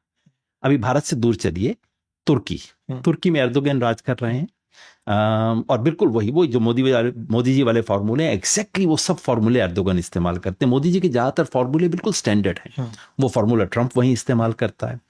तो उस एर्दोगन, सारा सिस्टम ऐसा है कि एर्दोगन चुनाव जीतते हैं, मगर लोग वोट डालते हैं और एक आधी बार वो हारे भी हैं। तो वहां कंपटीशन बचा है, कंपटीशन जीरो नहीं है, लेकिन कंपटीशन फेयर भी नहीं है। इसको पॉलिटिकल साइंस में आजकल कह रहे हैं competitive authoritarianism. Bharat competitive authoritarianism का बिल्कुल टेक्स्ट बुक मॉडल है इस वक्त। कहने को हम चर्चा भी कर रहे हैं, मैं प्रधानमंत्री के बारे में बोल भी रहा हूं, लेकिन आपको पता है कि आपकी एक मर्यादा है। उस मर्यादा को जिस दिन क्रॉस किया, आपकी यूट्यूब यूं गायब हो जाएगी, और आप ये बात चला भी पाएंगे अपने ब्रॉडकास्ट के ऊपर, मैं जानता नहीं चलेगी सर, ये बात तो चलेगी। हाँ। हर कोई इस देश में जानता है कि क्या होगा, अचानक यूं गायब हो जाएंगे आप, तो आपको भी मर्यादा पता है। कॉम्पिटिटिव अथॉरिटेरियनिज्म में बिल्कुल यही होता है, क्लासिक है। अभी ऑटोक्रेसी नहीं है, जो पुतिन ने रशिया में किया है वो ऑटोक्रेसी है, वो इलेक्टोरल ऑटोक्रेसी है, जिसमें इलेक्शन का सिर्फ ड्रामा होता है, टोटल ऑटोक्रेसी है। बेलारूस भी ऐसे ही करता है। लेकिन हम जो हैं, हम कॉम्पिटिटिव अथॉरिटेरियनिज्म में, तो भारत को इस वक्त, आज की भारतीय व्यवस्था को लोकतंत्र कहना बिल्कुल गलत होगा। ये कोई लोकतंत्र है जिस तरह की चीजें इस देश में हो रही हैं, जुडिशरी जिस तरह के दबाव में काम कर रही है, पूरा मीडिया जिस तरह के गुणगान में लगा है। मैं इमरजेंसी में था, मैं 13-14 साल का था, इतना बड़ा नहीं था कि कुछ कर सकूं, इतना छोटा भी नहीं था कि अखबार ना पढ़ सकूं। बिल्कुल एग्जैक्टली इसी सुर में गाया करते थे। बस एक फर्क था कि वहां वो केवल इंदिरा गांधी की चापलूसी किया करते थे, कम से कम विपक्ष के ऊपर भेड़िए की तरह नहीं घूमते थे। अब हमारा मीडिया ये काम भी कर रहा है, तो इसे आप डेमोक्रेसी बोलते हो? विपक्ष के ऊपर मीडिया नहीं कूदा करता था, आप ये उस जमाने में भेड़िए की तरह तब काम कहते हैं नहीं सत्ता करता। पक्ष कूदा करता था। सत्ता पक्ष तो विपक्ष का हमेशा ही विरोध करता है। इंदिरा गांधी ने उठा के अपने सारे विपक्षियों को जेल में डाल दिया था। लेकिन अब क्या हो गया है कि देखिए 21वीं सदी एक स्मार्ट सेंचुरी है, हमारे फोन भी स्मार्ट हैं, हमारे डिक्टेटर भी स्मार्ट हैं। तो 21वीं सदी का कोई डिक्टेटर ये नहीं करता कि यूनिफॉर्म पहन के आ जाए और कहे कि कल से सेंसरशिप होगी और ये होगा वो होगा। नहीं, 21वीं सदी का डिक्टेटरशिप कहता है जनता जनार्दन महान है, और उससे अगले दिन उस जनता के अधिकार काट देता है। फिर कहता है संविधान को सर से लगाता है और कहता है कि इसको मानने की कोई जरूरत नहीं है। स्मार्ट है, हर कोई स्मार्ट है। वही इस वक्त हमारे देश में हो रहा है। तो हमारे देश में डेमोक्रेसी, बस इतना जरूर है कि डेमोक्रेसी का नाम बचा है, और वो नाम बचना महत्वपूर्ण है, क्योंकि उसी बहाने मेरे जैसे लोग कुछ बोल पाते हैं।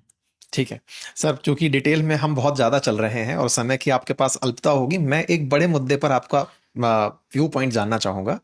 स्पेशल इंटेंसिव रिवीजन, चूंकि वो अभी इस समय बिहार के अंदर बड़ा मुद्दा बना हुआ है। मैंने आपके कुछ आर्टिकल्स भी पढ़े और उसमें मैंने देखा कि आपने एक एक करके सारे बिंदुओं पर प्रकाश डाला है कि कैसे चुनाव आयोग बिहार इलेक्शन को महाराष्ट्र मॉडल पर, जैसे महाराष्ट्र में हुआ कि अचानक वोटर लिस्ट में कुछ लोगों के नाम जुड़ जाते हैं, अचानक संख्या बढ़ जाती है, कुछ वैसा बिहार में करने का प्रयोग चल रहा है। नहीं, वैसा कुछ भी नहीं है, मैं समझा देता हूं। प्लीज, ये समझाने की जरूरत है। ठीक है, इस देश की वोटर लिस्ट में तमाम खामियां हैं। आप किसी भी व्यक्ति से पूछ लीजिए, 10 लोगों में से 1-2 लोग बता देंगे यार मेरी जगह किसी औरत की फोटो चिपकी हुई है, मेरा नाम ही बदल दिया। तो वोटर लिस्ट में खामियां हैं, उसमें सुधार की जरूरत है। वोटर लिस्ट में सुधार की 2-3 प्रक्रियाएं देश में हैं। एक है सतत प्रक्रिया। किसी भी दिन आप चाहें, आप इस वक्त केरला में बैठे हैं, चुनाव अगले साल हैं, महाराष्ट्र में चुनाव 4 साल बाद है, आप जाके अपना नाम आज भी अपनी वोटर लिस्ट में अपना नाम ऐड करवा सकते हैं। ये सतत प्रक्रिया है। लेकिन एक विशेष प्रक्रिया होती है जिसको समरी रिवीजन बोला जाता है। वो हर साल में एक बार होती है, और कानूनन ये नियम है कि किसी भी राज्य में चुनाव से पहले या देश में चुनाव से 1 वर्ष पहले के अरसे में ये विशेष रिवीजन होना चाहिए। समरी रिवीजन बोला जाता है, जिसके अंदर घर घर जाके चेक किया जाता है कितने लोग हैं, किसी की डेथ तो नहीं हो गई है कि नहीं है, इत्यादि ये होता है। ठीक है, और इसकी जरूरत थी। बिहार में चुनाव अभी आने वाला है, बिहार में चुनाव से पहले इसकी आवश्यकता थी और ये हो चुका है। ओके। सितंबर, अक्टूबर, नवंबर, दिसंबर में बिहार में ये हुआ समरी रिवीजन। छोटा मोटा नहीं, 6 लाख नए नाम जुड़े हैं, कोई 60-70 हजार नाम कटे हैं, जो सामान्यतः होना चाहिए। और जनवरी में उसकी लिस्ट छप गई है, और उसके बाद वो अंतिम नहीं है, उसके बाद भी रिवीजन जारी है। ठीक है, ये सामान्य प्रक्रिया है। तो जो किसी के मन में अगर ये विचार हो कि भाई वोटर लिस्ट में तो गड़बड़ है, ठीक तो होना चाहिए, बिल्कुल होना चाहिए, और प्रक्रिया चल रही है। ट्रू। महाराष्ट्र के चुनाव से इसका कोई मतलब नहीं है। महाराष्ट्र के चुनाव में विपक्ष ने आरोप लगाया, चुनाव आयोग चिंतित था, तो चुनाव आयोग कह सकता था कि देखिए हमने दिसंबर में कर लिया था, लेकिन हम ऐसा करेंगे, इस प्रक्रिया को एक बार और दोहरा देते हैं। उनके पास अधिकार है, एक और समरी रिवीजन करवा देते, कोई दिक्कत नहीं थी। मगर चुनाव आयोग ने एक अभूतपूर्व काम किया है, ज्यादातर लोग समझ ही नहीं पा रहे हैं। इसलिए मैं बार बार लिख लिख के परेशान हो गया हूं, और अगर आप जैसे टीचर को मैं नहीं समझा पाया, तब तो मैं दुनिया में किसी को नहीं समझा पाऊंगा। ये वोटर लिस्ट में संशोधन नहीं हो रहा है इस वक्त बिहार में। रिवीजन शब्द भ्रामक है। नए सिरे से कोरे कागज पर वोटर लिस्ट लिखी जा रही है। समझिए इस बात को जी, फ्रेश राइटिंग। रिवीजन में होता है कि आपका नाम है, अगर कटेगा नहीं तो आपका नाम बचा रहेगा, मैं आके चेक करूंगा, ठीक है ये सब लोग हैं, जिसका काटना है काट दिया, लेकिन आपका अगर कटा नहीं तो आपका नाम बना हुआ है। अब क्या हुआ है, एक अभूतपूर्व फैसला हुआ है कि कोरा पन्ना है, अगर आपने एप्लीकेशन देकर अपना नाम नहीं डलवाया तो आपका नाम आएगा नहीं। This is absolutely unprecedented. Number 1 तो एक तो फ्रेश कोरे पन्ने पे लिखी जा रही है। चुनाव आयोग ऐसा कह रहा है कि 2003 में हमने ऐसा किया था, पर एक्चुअली हुआ नहीं था। मैंने सारे कागज देख लिए हैं। 2003 में पहली बार वो प्रिंट आउट लेके गए थे और उसके पास एक्चुअल नाम थे। वहां जाके उन्होंने घर घर चेक किया था कि नाम की स्पेलिंग, क्योंकि कंप्यूटराइज रोल्स बन रहे थे, तो वहां एक इंटेंसिव रिवीजन हुआ था एग्जिस्टिंग लिस्ट का। आज जो हो रहा है, कोरे पन्ने पर नई लिस्ट बन रही है। इसका 2003 से कोई संबंध नहीं है। नंबर एक तो रिवीजन शब्द ही भ्रामक है, रिवीजन है नहीं। नंबर दो, आज तक भारत में इलेक्टोरल रोल में एनरोलमेंट होता है, फ्रेश रजिस्ट्रेशन नहीं होता है। अमेरिका में रजिस्ट्रेशन होता है। अमेरिका का सिस्टम यह है कि अगर आपने जाके अपना नाम दफ्तर में नहीं डलवाया तो आपका वोट नहीं बनेगा, खत्म बात। ब्रिटिश सिस्टम और इंडिया का सिस्टम यह था कि सरकारी अफसरों की चुनाव आयोग की जिम्मेवारी है कि आपके घर में जाके आपका नाम लिखे। पहली बार इस देश के इतिहास में ओनस ट्रांसफर हो रहा है कि आप अपना नाम लिखवाइए, तब होगा, नहीं तो नहीं। 8 के 8 करोड़ लोगों को बिहार में देना पड़ेगा। जो व्यक्ति, जो 85 साल की महिला, जो पिछले 50 साल से या 60 साल से वोट दे रही है, अगर उसने अपनी एप्लीकेशन नहीं दी तो उसका नाम उड़ जाएगा। तो ओनस ट्रांसफर हो रहा है। और तीसरी चीज, पहली बार सबूत मांगे जा रहे हैं, सर्टिफिकेट्स मांगे जा रहे हैं लोगों से कि आप साबित करो कि आपके पास इनमें से कोई एक सर्टिफिकेट है। बस एक छूट दी गई है कि अगर आपका नाम 2003 की लिस्ट में था, 2003 में क्या विशेषता है भगवान जाने, 2003 की लिस्ट में अगर नाम था, यानी कि 40 साल से ऊपर आपकी उम्र है, तो आप सिर्फ 2003 की लिस्ट का जीरोक्स पेज दे दीजिए, आपको और सर्टिफिकेट देने की जरूरत नहीं है। बाकी सबको साबित करना पड़ेगा, 11 में से एक सर्टिफिकेट देना पड़ेगा। सर, जो ऑडियंस इस बात से अवगत नहीं है, अगर आप कहें तो मैं थोड़ा सा ब्रीफ दे दूं इस विषय का। बिल्कुल बताइए, जानना जरूरी है। बिहार में इन दिनों इलेक्शन से पहले चुनाव आयोग ने स्पेशल इंटेंसिव रिवीजन नाम से कहा है कि 2003 में हमने एक लिस्ट बनाई थी। अगर आप उस लिस्ट में नहीं थे, क्योंकि 2003 में वो लोग जो 1987 में पैदा हुए थे वो वोट देने की स्थिति में नहीं होंगे, अब ऐसा चुनाव आयोग का मानना है।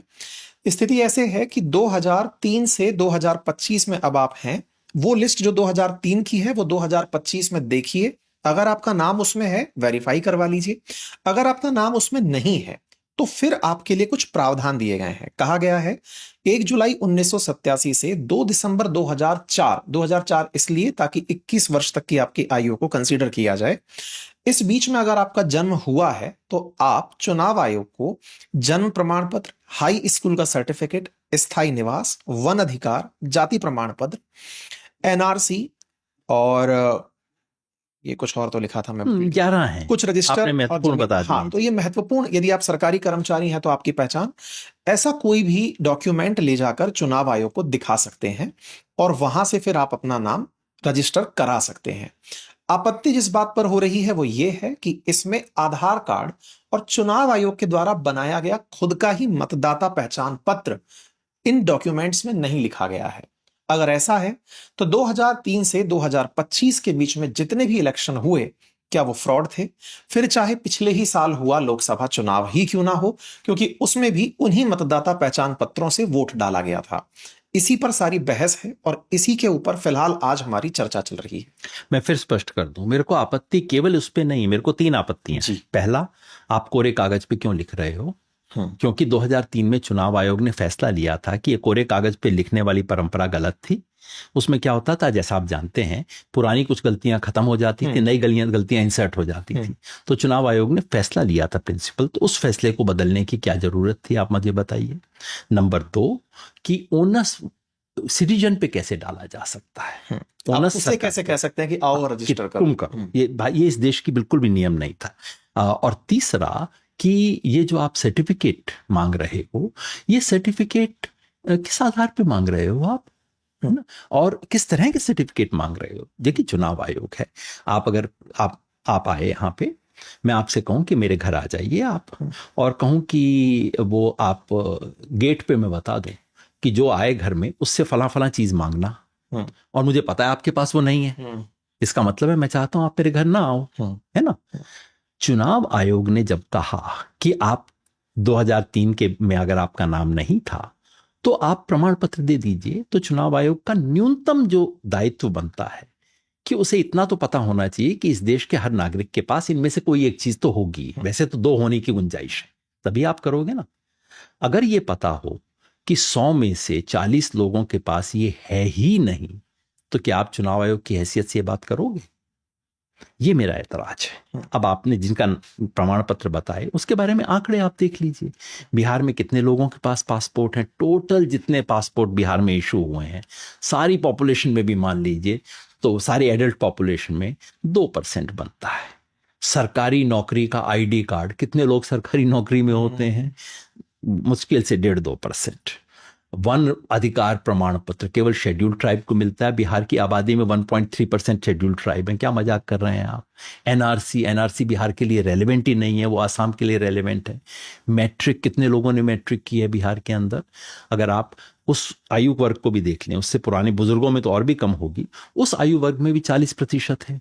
मतलब हमने पूरी कैलकुलेशन करके देखा कि किसी भी तरह से आप गिन लीजिए, आधे से ज्यादा लोगों के पास इनमें से कुछ भी नहीं है। ये हमने उससे देखा। इससे ज्यादा सर ये भी एक बड़ा सवाल है कि टाइमिंग ऐसी है जिस समय इलेक्शन सामने खड़ा है। मैं इससे ज्यादा बड़ा इसलिए नहीं कह रहा क्योंकि ये बिहार में केवल टाइमिंग का इशू है, बाकी राज्यों में टाइमिंग का इशू नहीं होगा। ये निर्णय केवल बिहार का नहीं है, ये निर्णय पूरे देश, स्पष्ट लिखा हुआ है उसमें कि पूरे देश में होगा। बिहार पहला प्रदेश है जहां हम कर रहे हैं, तो बाकी देश में टाइमिंग का इशू नहीं होगा। लेकिन मेरा तो ये भी सवाल है, टाइमिंग वाला तो खैर बिल्कुल मूर्खता की इंतहा है कि बिहार में, मतलब या तो इसको आप मूर्खता कहें या आप इसको कहिए षड्यंत्र है ये, कि बिहार में बारिश के मौसम में जहां बाढ़ आती है उस प्रदेश में आप सारे दुनिया को कह रहे हो कि भैया 25 दिन के अंदर दे दो, नहीं तो ठन गोपाल। 1 अगस्त क्या टाइम दिया है शायद? नहीं, 25 जुलाई का समय दिया है। चुनाव आयोग ने 24 तारीख की शाम को सर्कुलर निकाला और कहा 25 से सुबह शुरू हो जाएगी, जबकि बिहार के ऑफिसर्स को नहीं पता कि ये होने वाला है। तो पहले दिन तो ये था जिस दिन मतलब उन्होंने शाम को सर्कुलर निकाला। तो वास्तव में आपको 20-25 दिन दिए गए हैं और ऐसे में ये कल्पना करना, ये तो खैर बिल्कुल ही मतलब किसी भी तरह से अक्षम्य है ये बात करना। तो लेकिन मान लीजिए 1 महीना नहीं, वो 6 महीना दे दें।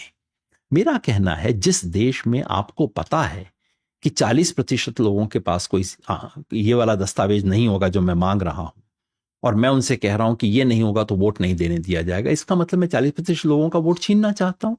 ये डिसएनफ्रेंचाइजमेंट अगर नहीं है तो और क्या है? आप शिक्षक हैं, आप अपने बच्चों को 19वीं सदी अमेरिका के बारे में बताइए कि 19वीं सदी अमेरिका में क्या होता था। सिविल वॉर के बाद वहां लीगली संभव नहीं था कि आप ये कह दीजिए कि स्लेव्स हैं, इनको वोट देने का अधिकार नहीं हो। स्लेवरी तो खत्म हो गई, लेकिन अश्वेत लोगों को वोट देने नहीं देना था। तो क्या हुआ? तब ये कानून आए कि आप शैक्षणिक क्वालिफिकेशन होगी, वेल्थ क्वालिफिकेशन होगी, ये सब और क्या है? ये बिल्कुल क्योंकि केवल मैट्रिक प्रमाण पत्र वो चीज है जो कि 30-40% लोगों के पास है। इसका मतलब है मैट्रिक होगी तो आप वोट दे सकते हैं, मैट्रिक नहीं है तो वोट नहीं दे सकते। ये तो यूनिवर्सल एडल्ट फ्रेंचाइज नामक कोई चीज हुआ करती थी ना इस देश में। अंग्रेजों के जाने के बाद हमें ये चीज हासिल हुई थी। आप वो चीज वापस नहीं ले रहे। 2 तर्क हैं सर। मैं मतलब उस पर आपकी जवाब चाहता हूं। अभी थोड़ी देर पहले जब मैं आपके पास आया तब चुनाव आयोग ने केवल आर्टिकल 326 का स्क्रीनशॉट डाला हुआ था, ये कहते हुए कि ये चुनाव आयोग का काम है इसलिए वो इसे कर रहा है। Point number 1। और पॉइंट नंबर 2, यहां एक पॉइंट है जन्म प्रमाण पत्र, कि जो लोग बिहार में कहीं और से माइग्रेट होकर रहने आ गए हैं ऐसे लोगों को वोट ना देने दिया जाए। ये तर्क देकर के इस लिस्ट को रिवाइज मेजरली किया जा रहा है। दोनों तर्क भ्रामक हैं, गलत हैं। पहला तो ये कि कोई व्यक्ति का वोटर का डुप्लीकेसी, मैं मुंबई में रहता हूं, छपरा में भी रहता हूं, मैंने मुंबई में भी वोट बनाया, छपरा में भी वोट बनाया। आप मुझे बताइए इस प्रक्रिया से कैसे रोकेंगे आप इस बात को? मैं मुंबई के अंदर भी अपनी हाई स्कूल का सर्टिफिकेट दे दूंगा, छपरा में भी हाई स्कूल का सर्टिफिकेट, आप ओरिजिनल थोड़ी ले रहे हो मेरे से, 2 जगह मैं क्यों नहीं बनवा सकता?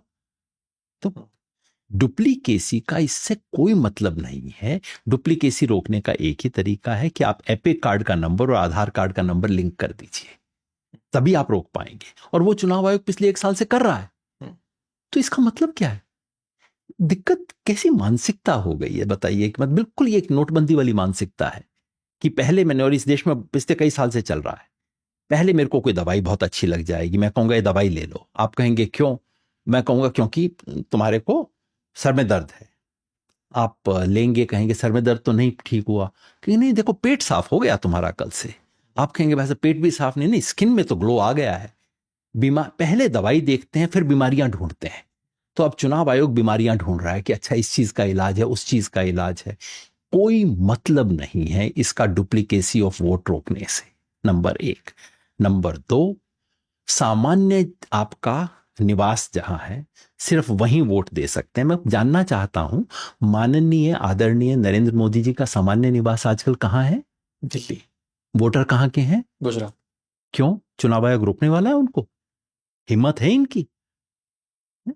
कहां के तर्क निकाल के लाते हैं? इस देश में केवल एक चीज हो सकती है कि आप एक जगह वोट रख सकते हैं, 2 जगह नहीं रख सकते। वो मैं बिल्कुल मानता हूं, उसको अगर आप रोक पकड़ना चाहें बिल्कुल आप पकड़िए, सजा दीजिए जो 2 जगह वोट रखना चाहता है। आप कौन होते हो ये चीजें तय करने वाले, ना? और ये कहना कि आर्टिकल 326 के तहत हमारी जिम्मेवारी, अच्छा तो पिछले 75 साल के बाद किसी ने आर्टिकल 326 को देखा है पहली बार? ये नया आर्टिकल नहीं है। सुकुमार सेन जिसने इस देश के चुनाव आयोग की स्थापना की और इस चुनाव आयोग को इज्जत बख्शी, उसे आर्टिकल 326 का पता नहीं था। नियम यह था, सिटीजनशिप की जांच करना सरकार और गृह मंत्रालय का काम है और उसके आधार पर काम करना चुनाव आयोग। चुनाव आयोग की जिम्मेवारी यह नहीं है कि वोटर को छांटना। चुनाव आयोग की जिम्मेवारी है कि जो आदमी फुटपाथ पे भी सोता है उसको भी वोट देने का अधिकार कैसे दिया जाए। आज सब चीजें बदल रही हैं। पहले चुनाव आयोग क्या करता था? चुनाव अपने सर्कुलर देखिए, जो व्यक्ति 3 दिन से एक जगह पे फुटपाथ पे सोया है उसको वोटर लिस्ट में डालिए। ये नियम है चुनाव आयोग के। सेक्स वर्कर्स, कोई उनको पूछता नहीं है। चुनाव आयोग ने कहा कि नहीं, इनको शामिल करना है, ट्रांसजेंडर्स को शामिल करना है। आज ये चुनाव आयुक्त मुझे बता रहे हैं नॉर्मल रेजिडेंट्स, चुनाव आयोग के नियम है कि एनआरआई के पास ईमेल भेजा जाए कि आप अपना करना चाहते हैं तो हो जाए। तो अच्छा, एनआरआई कहाँ रहते हैं भाई? Out of India. पता नहीं आप जिसको ईमेल भेज रहे हो। तो क्या नए नियम का आविष्कार हो रहा है इस देश के अंदर है? और ये इसका मतलब है आर्टिकल 326 का उल्लंघन उन तीनों चुनाव में हुआ है जिससे माननीय आदरणीय नरेंद्र मोदी जी चुनाव जीत के आए हैं। मतलब कि ये, और 2003 की वोटर लिस्ट में क्या ऐसी अनहोनी बात थी साहब कि 2003 तो मानेंगे, 2008 नहीं मानेंगे, 2014 नहीं मानेंगे। इसका मतलब जिन 3 लिस्ट पे आदरणीय मोदी जी जीत के आए हैं सब फ्रॉडुलेंट लिस्ट हुआ करती थी। मतलब ये कोई तर्क, मतलब कुतर्क की कोई सीमा नहीं बची। और दिक्कत ये आ गई है अब इस देश में कि साधारण सा कुतर्क, कई ऐसी चीजें हैं अगर आप क्लास में खड़े होके कहें तो आपका टीचर कहेगा यार बैठ जा, तेरे को बोलने को कुछ नहीं, बैठ जा। लेकिन अब जिसके पास सत्ता है, जिसके पास मीडिया है, वो बातें बोलेगा और सारे लोग यूं करके देखेंगे, अपने जूते की तरफ देखेंगे। इतनी हिम्मत नहीं कि आंख में आंख डाल के बोल दें कि क्या बात कर रहे हो। कोई चुनाव आयोग से पूछ नहीं सकता किस तरह की कुतर्क दे रहे हो, किस तरह की बेतुकी बातें कर रहे हो। आज कुर्सी है बाबू, एक दिन कुर्सी चली जाएगी, सच रहेगा। सर, छात्रों के लिए संदेश, अगर वो राजनीति में आना चाहें, और ब्रीफ में ही हमको करते चलना है क्योंकि आपकी ऑडियंस। राजनीति में आना या ना आना विकल्प नहीं है। हम दिन रात राजनीति करते हैं। जब सड़क पे लिंचिंग हो रही है और मैं चुपचाप चला जाता हूं, मैं राजनीति कर रहा हूं, घटिया तरह की राजनीति। जब झूठ बोला जा रहा है और मैं चुप हूं, मैं राजनीति कर रहा हूं।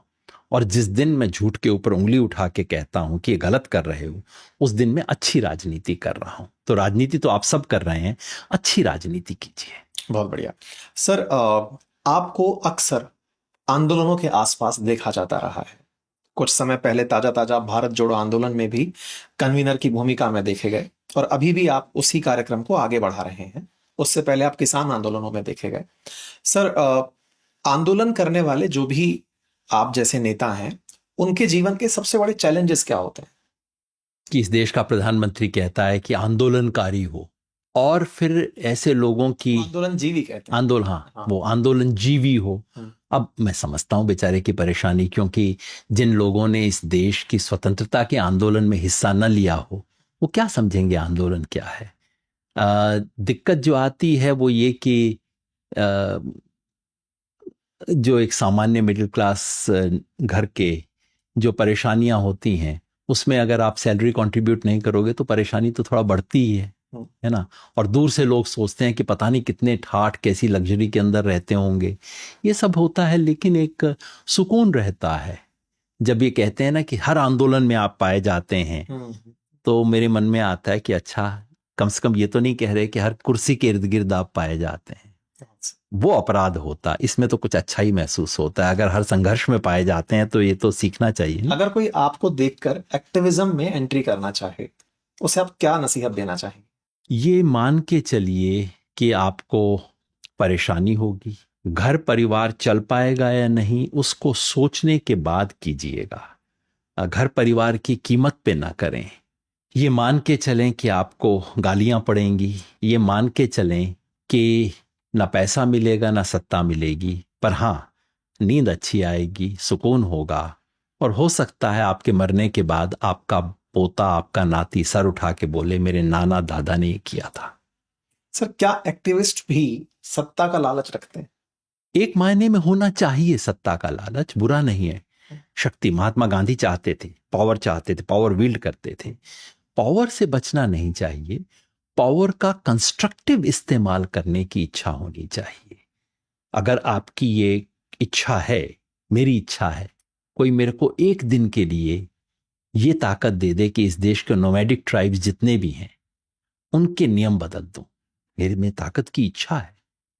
कोई 3 महीने का एक मिशन दे दे कि इस देश में कोई इंसान आगे से मैला साफ नहीं करेगा, गटर में नहीं उतरेगा, मैं वो पावर चाहता हूं।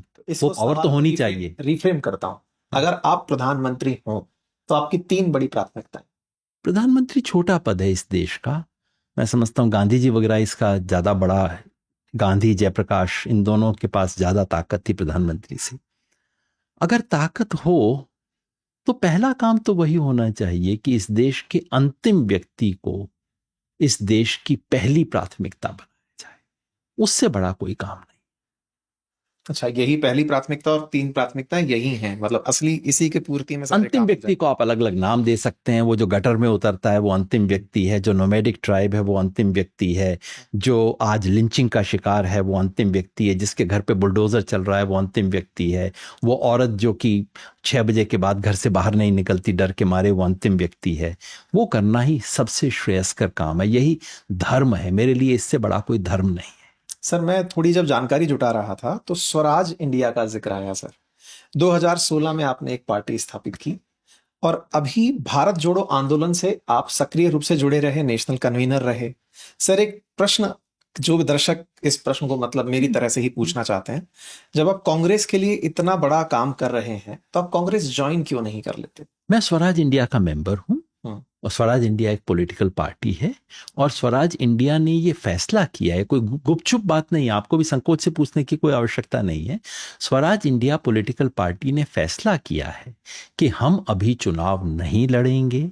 2022 में हमने फैसला किया कि आज देश की जो परिस्थिति है उसमें लोकतंत्र को बचाना एकमात्र प्राथमिकता होगी और इसके लिए हम तमाम जो लोग इस वक्त विरोधी ताकतें हैं उनको मजबूत करेंगे।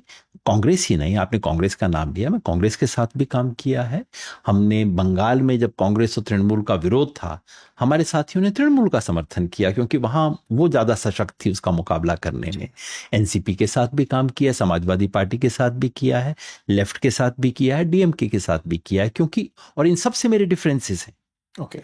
लेकिन आज जब घर में आग लगी हो उस वक्त प्राथमिकता क्या है?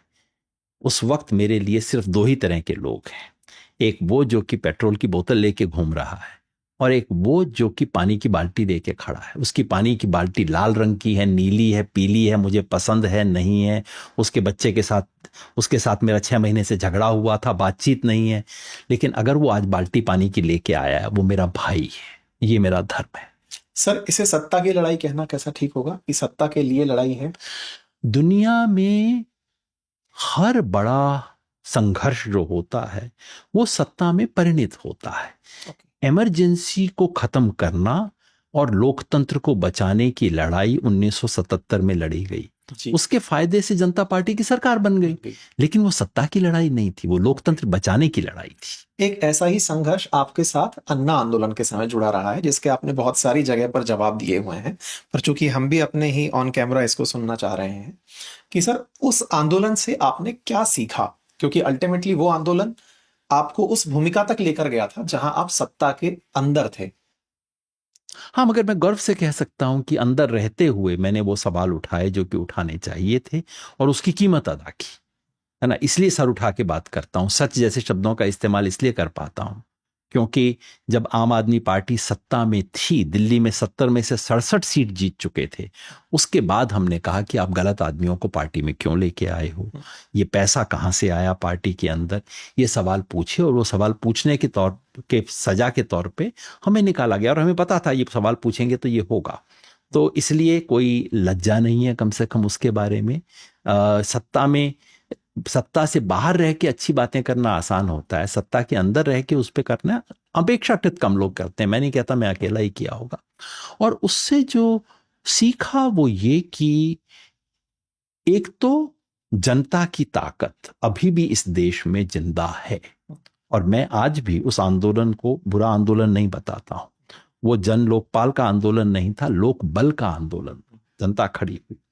जो सबक सीखा वो ये कि जब जनता इतना विश्वास देती है, उस विश्वास को बचाना और उस विश्वास की धरोहर की चौकीदारी करना भी हमारी जिम्मेवारी है। और मैं समझता हूं वो चौकीदारी करने में हम कमजोर साबित हुए। जनता ने इतने भरोसे से दी थी और हमने ऐसे हाथों में जाने दी जो कि उसके लायक नहीं थे। ये हमारी कमजोरी थी और हमारा दोष था। विरोध की राजनीति, जैसे लेफ्ट की राजनीति कहते हैं, जब शुरुआत में जहां से हमने जिक्र शुरू किया था, और कंस्ट्रक्टिव क्रिटिसिज्म, इन दोनों में कितना अंतर पाते हैं? विरोध के लिए विरोध करना तो बहुत ही फालतू चीज है। हमेशा प्रतिपक्ष होना चाहिए, आपके पास हमेशा होना चाहिए कि मैं किसी चीज का विरोध क्यों करता हूं और अगर मेरे को करना हो तो मैं क्या कर सकता हूं। अगर आपके पास इसका उत्तर नहीं है तो खाली विरोध क्यों कर सकते हैं। क्या मैंने तो बार बार लिखा कैबिनेट है, को फेवर करते हैं? शैडो कैबिनेट का स्वरूप ले या ना ले, आप किसी भी चीज का विरोध करते हैं तो आपको तुरंत सोचना चाहिए कल को अगर मैं वहां पे हूं क्या मैं कोई दूसरा फैसला ले सकता हूं। और अगर आपके पास कुछ नहीं है तो आपको विरोध करने का कोई अधिकार नहीं है। विरोध के नाम पे विरोध करना, रोज सुबह उठ के कहना जो कुछ सरकार ने किया है सब गलत है, ये तो बहुत ही मूर्खता के लक्षण है। कई लोग ऐसा काम करते हैं, मैं कोशिश करता हूं मैं ऐसा ना करूं। मैं इस सवाल को आज से तुरंत जोड़ रहा हूं और वो ये कि ट्रंप के केस में आज जहां इंडिया खड़ा है, उसका ये डर कि वो कितना भी टैरिफ हम पर लाद सकता है, हर दिन कोई ना कोई सुर्खी टैरिफ टैरिफ टैरिफ पर चली आती है। ताजा सुर्खी है कि ब्रिक्स देशों को एक साथ धमका दिया है कि 10% एडिशनल आपको मुफ्त में बटेगा। ऐसे में देश में, चूंकि आप विपक्ष के साथ हैं और विपक्ष के रूप में भी रहते हैं, आप बताएं कि क्या आपकी तरफ से इसका बेस्ट सॉल्यूशन हो सकता है? हमने आज देश को जिस स्थिति में ला दिया है, हमारे ऑप्शंस बहुत कम हो गए हैं। ओके। और उसके लिए पिछले 10 साल से जो हमने किया है वो रेस्पॉन्सिबल है। हमने अपने हर पड़ोसी से खुंदक पाल ली है। एक पड़ोसी नहीं है जिसमें जो हमारे साथ खड़ा होने को तैयार हो। भूटान को अगर आप छोड़ दें तो वो भी बेचारा डर के खड़ा होता है। और हमने भारत के जो परंपरागत मित्र हुआ करते थे उन सब से दूरी बना ली ताकि ट्रंप साहब के साथ हम हाथ मिला सकें। और ऐसी गलतफहमी पाल ली कि वो ट्रंप सिर्फ इसलिए कि आपकी एक रैली में आ गया वो आपका दोस्त बन जाएगा, वो किसी का सगा आज तक नहीं हुआ, आपका सगा हो जाएगा।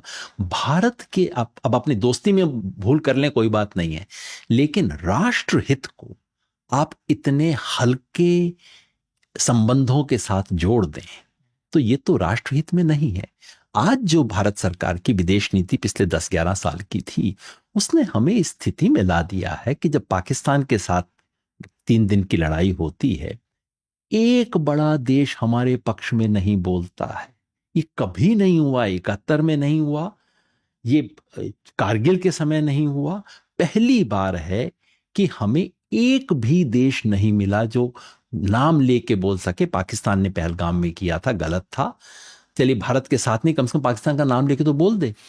तो ये तो हमारी विदेश नीति की भारी असफलता है। हाँ, आज जिस कॉर्नर में आप आ गए हैं उस कॉर्नर में आने के बाद आपके पास बहुत कम ऑप्शंस बचे हैं, लेकिन ऑप्शन लेसनेस की स्थिति में लाने की जिम्मेवार कौन है उसके बारे में सोचना होगा। ट्रंप जैसे टेढ़े आदमी के साथ डील करना किसी के लिए भी कठिन होगा क्योंकि वो आदमी सुबह कुछ कहता है, शाम को कुछ कहता है, बिल्कुल गुंडागर्दी और मतलब रियल एस्टेट दलाल की भाषा बोलता है।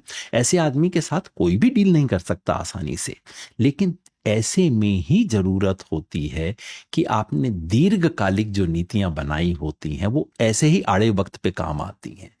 ईरान पे बम डाल दिया ट्रंप ने, दुनिया के 50 देशों ने निंदा की, हमारे मुंह से निंदा शब्द नहीं निकला। और दुर्भाग्य ये है कि इस देश में ऐसा चश्मा चढ़ गया है कि उनको अभी ईरान केवल मुस्लिम देश ध्यान दिखता है। वो ये भी याद नहीं करते कि ईरान वो देश था जिसने कश्मीर पे भारत का समर्थन किया था। ईरान वो देश है जो कि हर समय भारत के साथ खड़ा रहा है। उस पे आके बम डल जाता है, आप एक शब्द नहीं बोलते हो, कल को कौन खड़ा होगा आपके साथ? सर, व्यापारिक हित राष्ट्र हित से ऊपर चले गए हैं, क्या ये कहना उचित होगा देश के ऐसा लिए? लग रहा है आज की तारीख में। तो जहां मोदी जी जाते हैं, एक हफ्ते बाद वहां से खबर आती है कि अडानी जी को ये कॉन्ट्रैक्ट मिल गया, अडानी जी को ये मिल गया। या तो व्यापारिक हित या फिर शुद्ध व्यक्तिगत पब्लिसिटी का है। बस उसने मेरे को ये मेडल पहना दिया, मतलब। और ये बातें खुल के लोग कहते हैं कि मोदी जी को व्यक्तिगत रूप से थोड़ा चापलूसी कर दो, उसके बाद हिंदुस्तान से दो चार चीज ले लो, कोई फर्क नहीं पड़ता है। ये स्थिति आ गई है। मैं इंदिरा गांधी का कतई प्रशंसक नहीं हूं, मैं पूरे जीवन इंदिरा गांधी का निंदक रहा हूं, सिर्फ आलोचक नहीं, निंदक रहा हूं इंदिरा गांधी का। लेकिन वो इंदिरा गांधी निक्सन से जिस तरह से बात कर सकती थी, वो अगर मोदी जी करके दिखाएं तब मैं मानूं।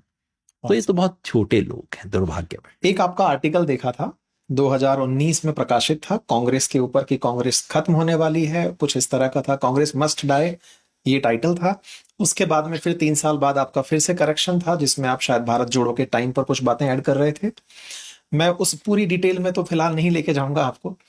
आपसे कुछ राजनीतिक दलों और नेताओं पर टिप्पणी या फिर मैं एक बात उसमें कह ही दूं कि लोगों को शीर्षक याद रह जाता है, कांग्रेस मस्ट डाई, और ये भूल जाते हैं कि मैंने क्या कहा था।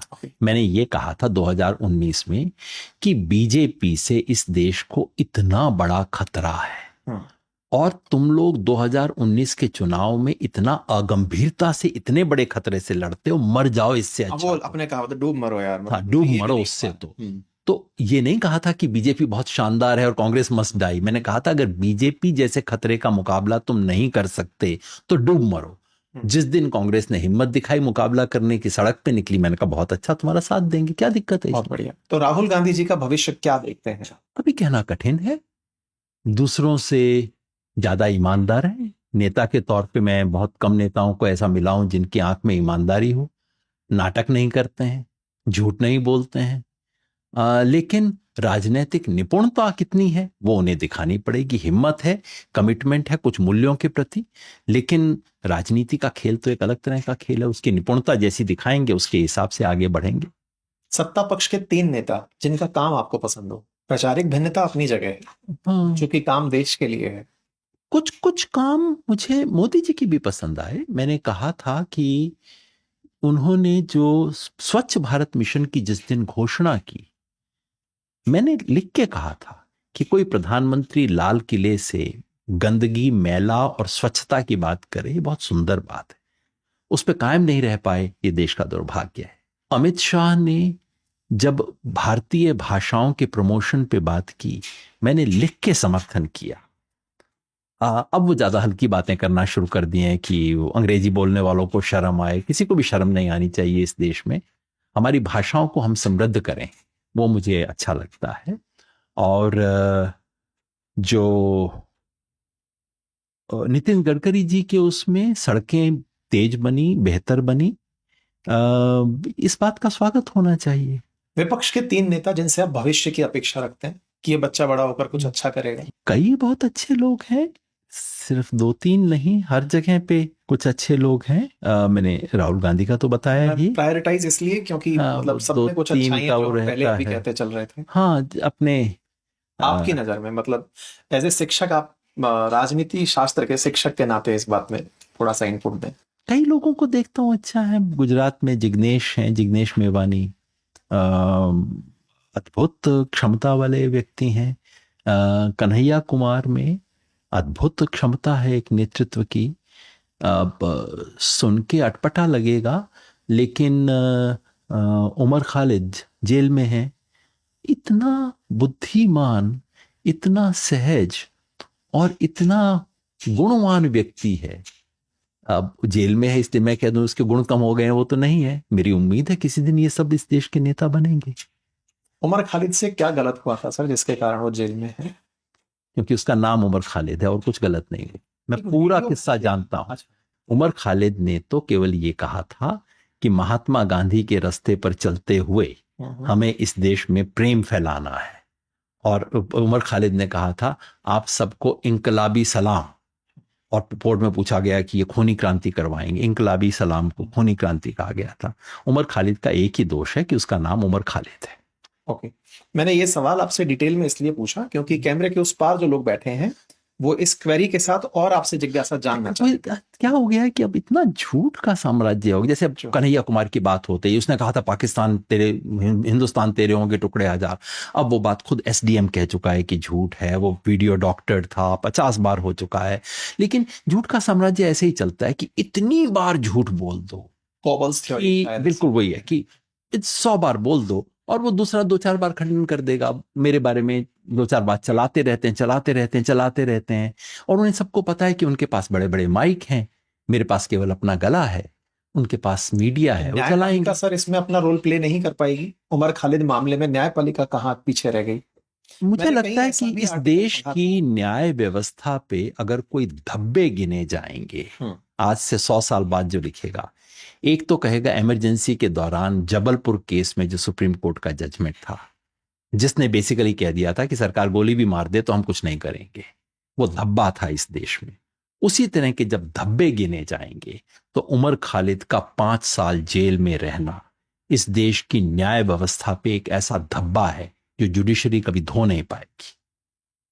मैंने कुछ आर्टिकल्स भी पढ़े थे इसमें कि इनके केस की पैरवी के लिए भी अच्छे वकील विपक्ष की तरफ से भी नहीं भेजे जाते। इसमें नहीं, ऐसा ये बात सच नहीं है। ये बेचारे वकीलों को दोष न दें, वकील काफी अच्छे हैं, जहीन हैं, अच्छी टीम है। लेकिन हो क्या रहा है, जो जज सुनता है जज का ट्रांसफर हो जाता है और कोर्ट में आता है, जज कहते हैं नहीं मैं इस केस को नहीं सुनूंगा। असली बात यह सबको ऊपर से सिग्नल है कि अगर उसको दे दी उमर खालिद को जो बेल देगा, उस जज का भविष्य अच्छा नहीं होगा। मैं नहीं कह रहा कि उसके साथ लोया जैसा मामला होगा, ऐसा ना होगा, लेकिन उसकी प्रमोशन वगैरह तो खत्म हो जाएगी। सबको ऊपर से सिग्नल पता है। सब जो ईमानदार जज होता है, जो कि नहीं कह सकता, वो कहता है भैया मैं रिक्यूज कर लेता हूं इस केस से। ये हो रहा है, सारे लोग देख रहे हैं, पूरा देश इस तमाशे को देख रहा है। हिम्मत नहीं है किसी की बोल दे इस बात को। चलिए सर, बहुत बहुत धन्यवाद आपका, आपने इतना कीमती समय अपना दिया और हमें भी बहुत कुछ सीखने को आपसे मिला। अपने विषय को इतनी सहजता से, इतना खूबसूरती से कहना, एक शिक्षक के नाते मैं अपनी टीम से जब चर्चा करते आ रहा था तब कहा ही ये गया था कि सर से पूछना इतना सॉफ्ट स्पोकन हो कैसे पाते हैं, कोई खास दवा खाते हैं?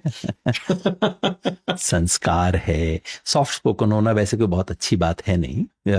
मेरा तो संस्कार है। पिताजी बोलते थे, पिताजी अगर आपके सामने बैठे होते तो आपको यूं करके सुनना पड़ता। उनकी तो आवाज बहुत कम थी और उन्हें कभी बचपन में बोला था कि अगर आपके तर्क में दम हो तो आवाज ऊंची करने की जरूरत नहीं है। फिर बाद में किशन जी वगैरह थे।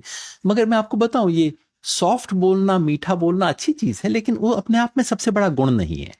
गुण ये होना चाहिए कि आप सच बोलते हैं या नहीं। आवाज तीखी है, हल्की है, ये छोटी बातें हैं। तो जिस चीज के लिए मुझे बहुत तारीफ की जाती है, मैं खुद इस चीज का बहुत कोई कायल नहीं हूं। ये संयोग है, मेरा संस्कार है, इससे फालतू कुछ नहीं। ये भी आपका एक बड़ापन। चलिए इसी के साथ इस इंटरव्यू को यहीं रोकते हैं। बहुत बहुत धन्यवाद, आप सभी ने अपना समय दिया। और जब भी आप किसी तरह की राय जानते हैं, कोई पक्ष जानते हैं, उसको सुनने के लिए आप सहज रहें। संभवतः लोकतंत्र में यही सबसे ज्यादा एक्सपेक्टेड है कि आप दोनों पक्ष जानें। और उसी क्रोनोलॉजी में हमने सर को हर विषय पर सुनने का प्रयास किया। किसी ऐसे व्यक्ति के साथ भी भविष्य में आपका साक्षात्कार अवश्य लेके आएंगे जो अपना पक्ष इतनी ही मजबूती से कह रहे होंगे। तब तक के लिए बहुत बहुत धन्यवाद।